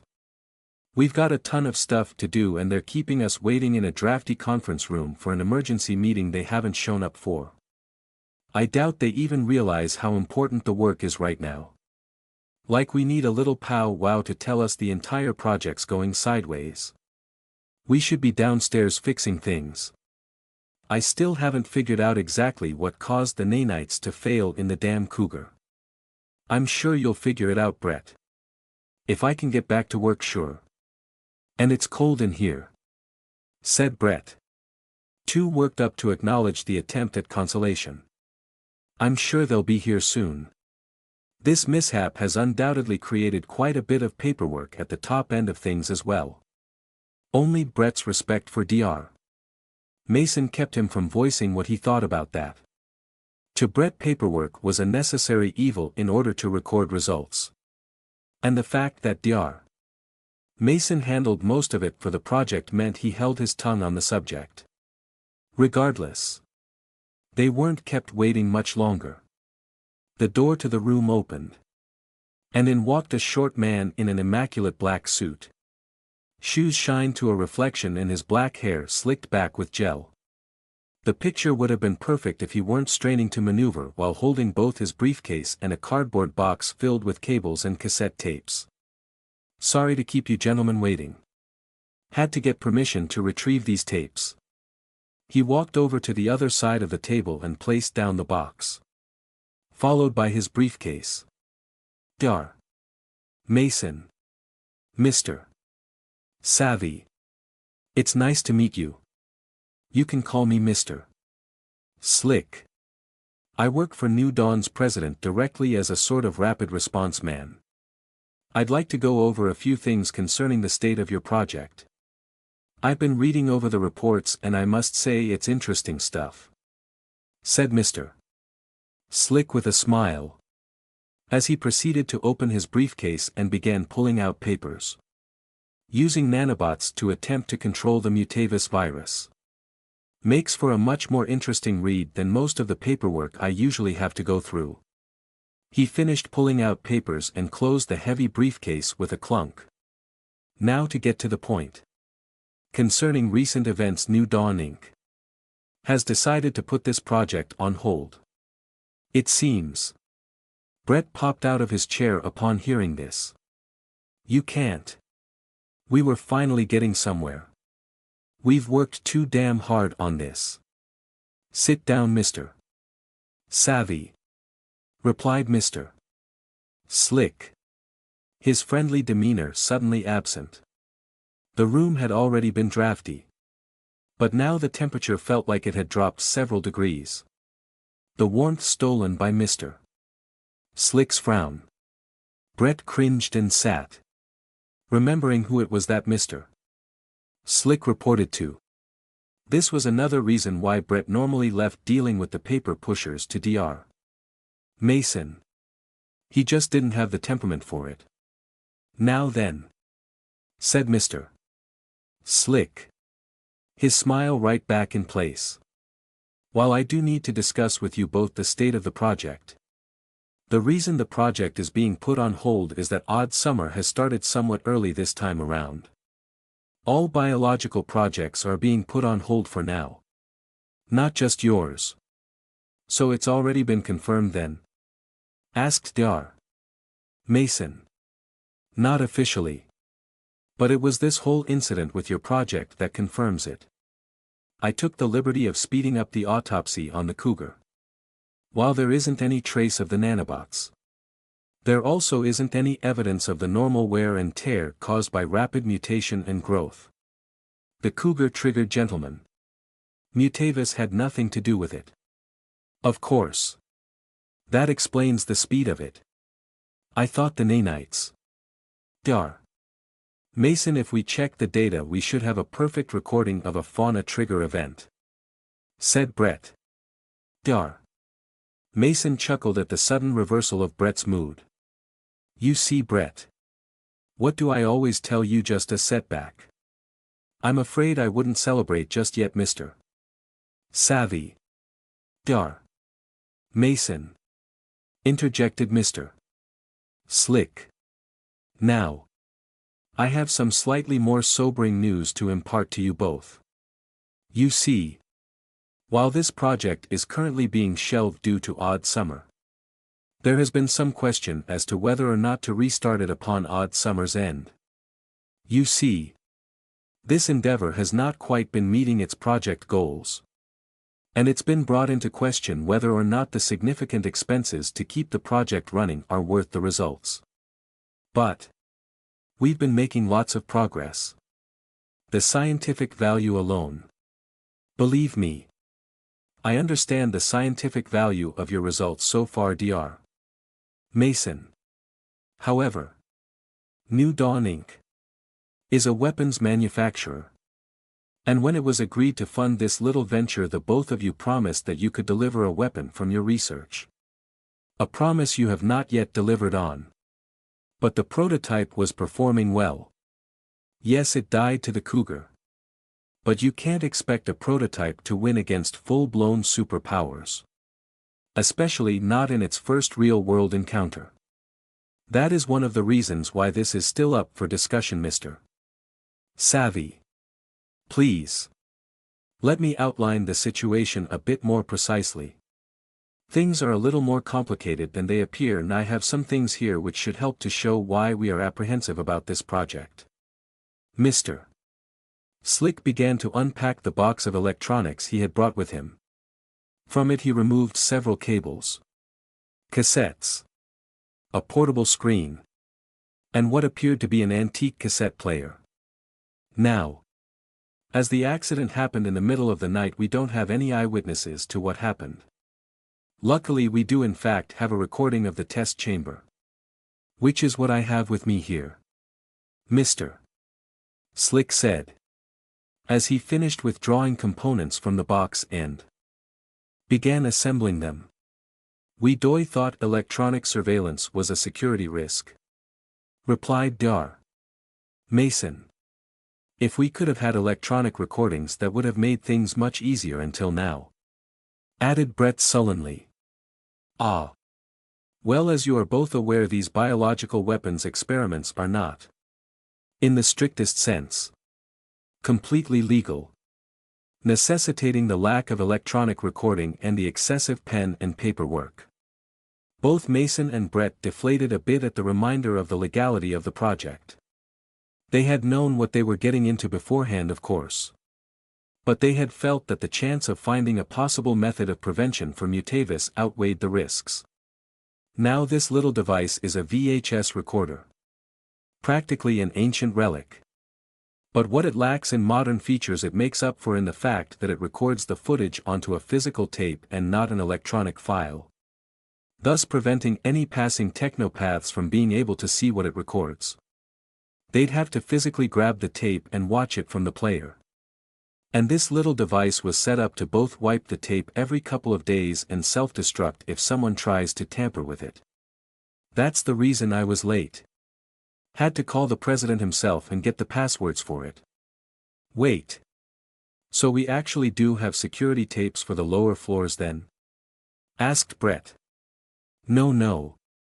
This was the only one set up and it only overlooked the test chamber. He said it was a little extra security since we are dealing with bioweapons. But between you and me, I think he just likes to watch the fights. Watch the fights. You know how eccentric they can be. Replied Mr. Slick as he finished plugging the VHS player into a small portable screen and turned it on before inserting a cassette. I've taken the liberty of forwarding it to the beginning of the combat test in question. The screen lit up, displaying the test chamber. From the position it looked like the camera was mounted on the ceiling pointing at the test chamber window. Inside the test chamber was the prototype and the two cougars. One of them already dead. As the tape played it showed them what they had already seen. The rapid growth of the cougar. The prototype's escape. And the cougar angrily attacking the mesh as its arm regrew. The next interesting part happens about an hour after everyone goes home for the night. Said Mr. Slick, who then began forwarding the tape. Right around here. Again the tape showed the test chamber with the cougar sleeping inside. But then the prototype, clearly seen, simply walked on screen from the left before stopping in front of the test chamber. The scientist's eyes went wide. That can't be. The prototype escaped first, said Brett. Oh, it gets better. Keep watching, Mr. Savvy. The prototype wandered out of the field of view. Whereupon Mr. Slick forwarded the tape slightly. Again the prototype appeared before it began to carve through the window and began throwing pieces of the window at the cougar. The cougar finally attacked. The prototype ran. And the cougar broke through the hole to get into the lab proper before running off screen after the prototype. Whereupon Mr. Slick stopped the tape and turned to the two dumbfounded scientists. Now then. It kind of looks like your prototype escaped its chamber just to commit suicide via cougar, doesn't it? I don't suppose you two could shed some light on this. Both scientists were silent, unable to explain what they had just seen. Finally Dr. Mason spoke. It looks like it was trying to goad the cougar into attacking it by targeting the corpse of the sibling. Could it have understood what it was doing, Brett? And no. It's not that smart. It thinks by trial and error. It probably noted the reaction from the cougar when its throw went wild. That part is in line with its programming. And what about carving through the window? That glass is Tinker designed, asked Mr. Slick. The nanites build and dismantle at the atomic level. With enough time and energy they could probably burrow through anything, answered Brett. Isn't that somewhat dangerous? You do remember the Grey Goo incident 12 years ago, do you not know? A disaster like that would have been literally impossible for the prototype. I made sure of it at the start of the project. The nanites self-destruct if they don't receive a signal from the core after a couple seconds. It's built into the physical design. Can't be bypassed. I've heard more than one tinker claim the same about their devices, Mr. Savvy. He's right, Mr.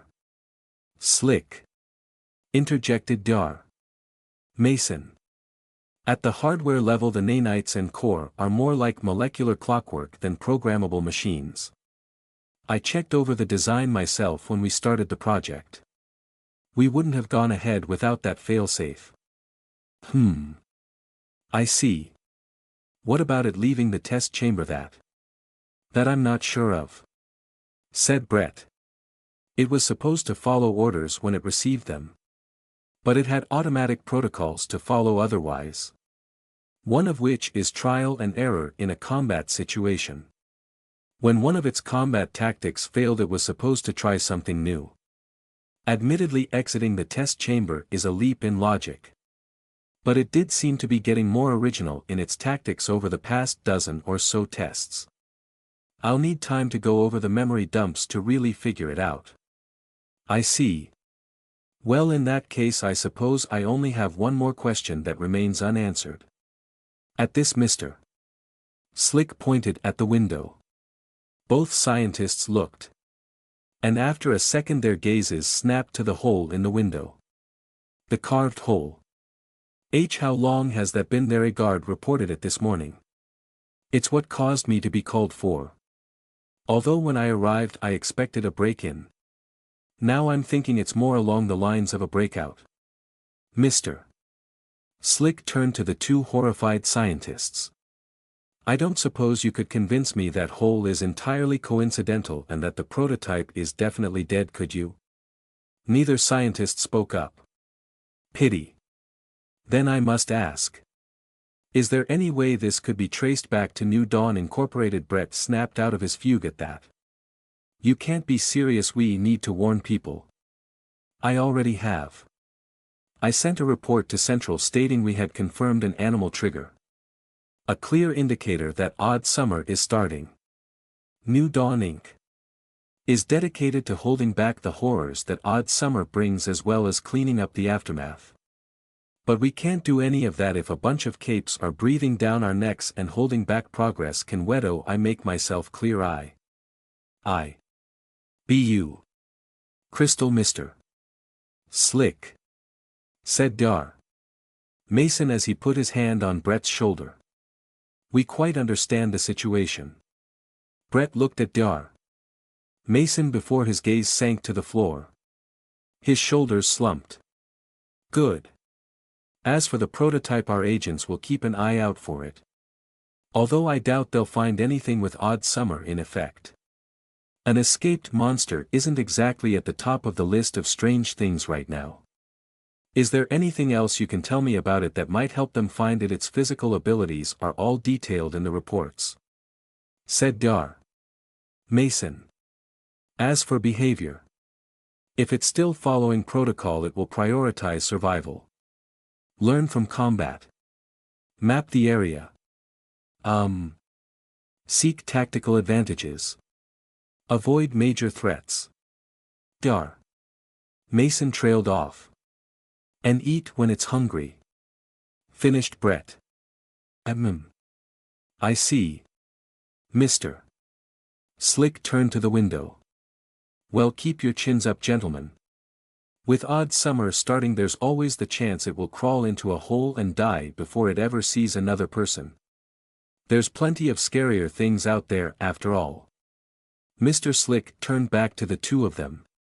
Cheap smile back in full force. "Now then. Let's discuss personnel reassignments.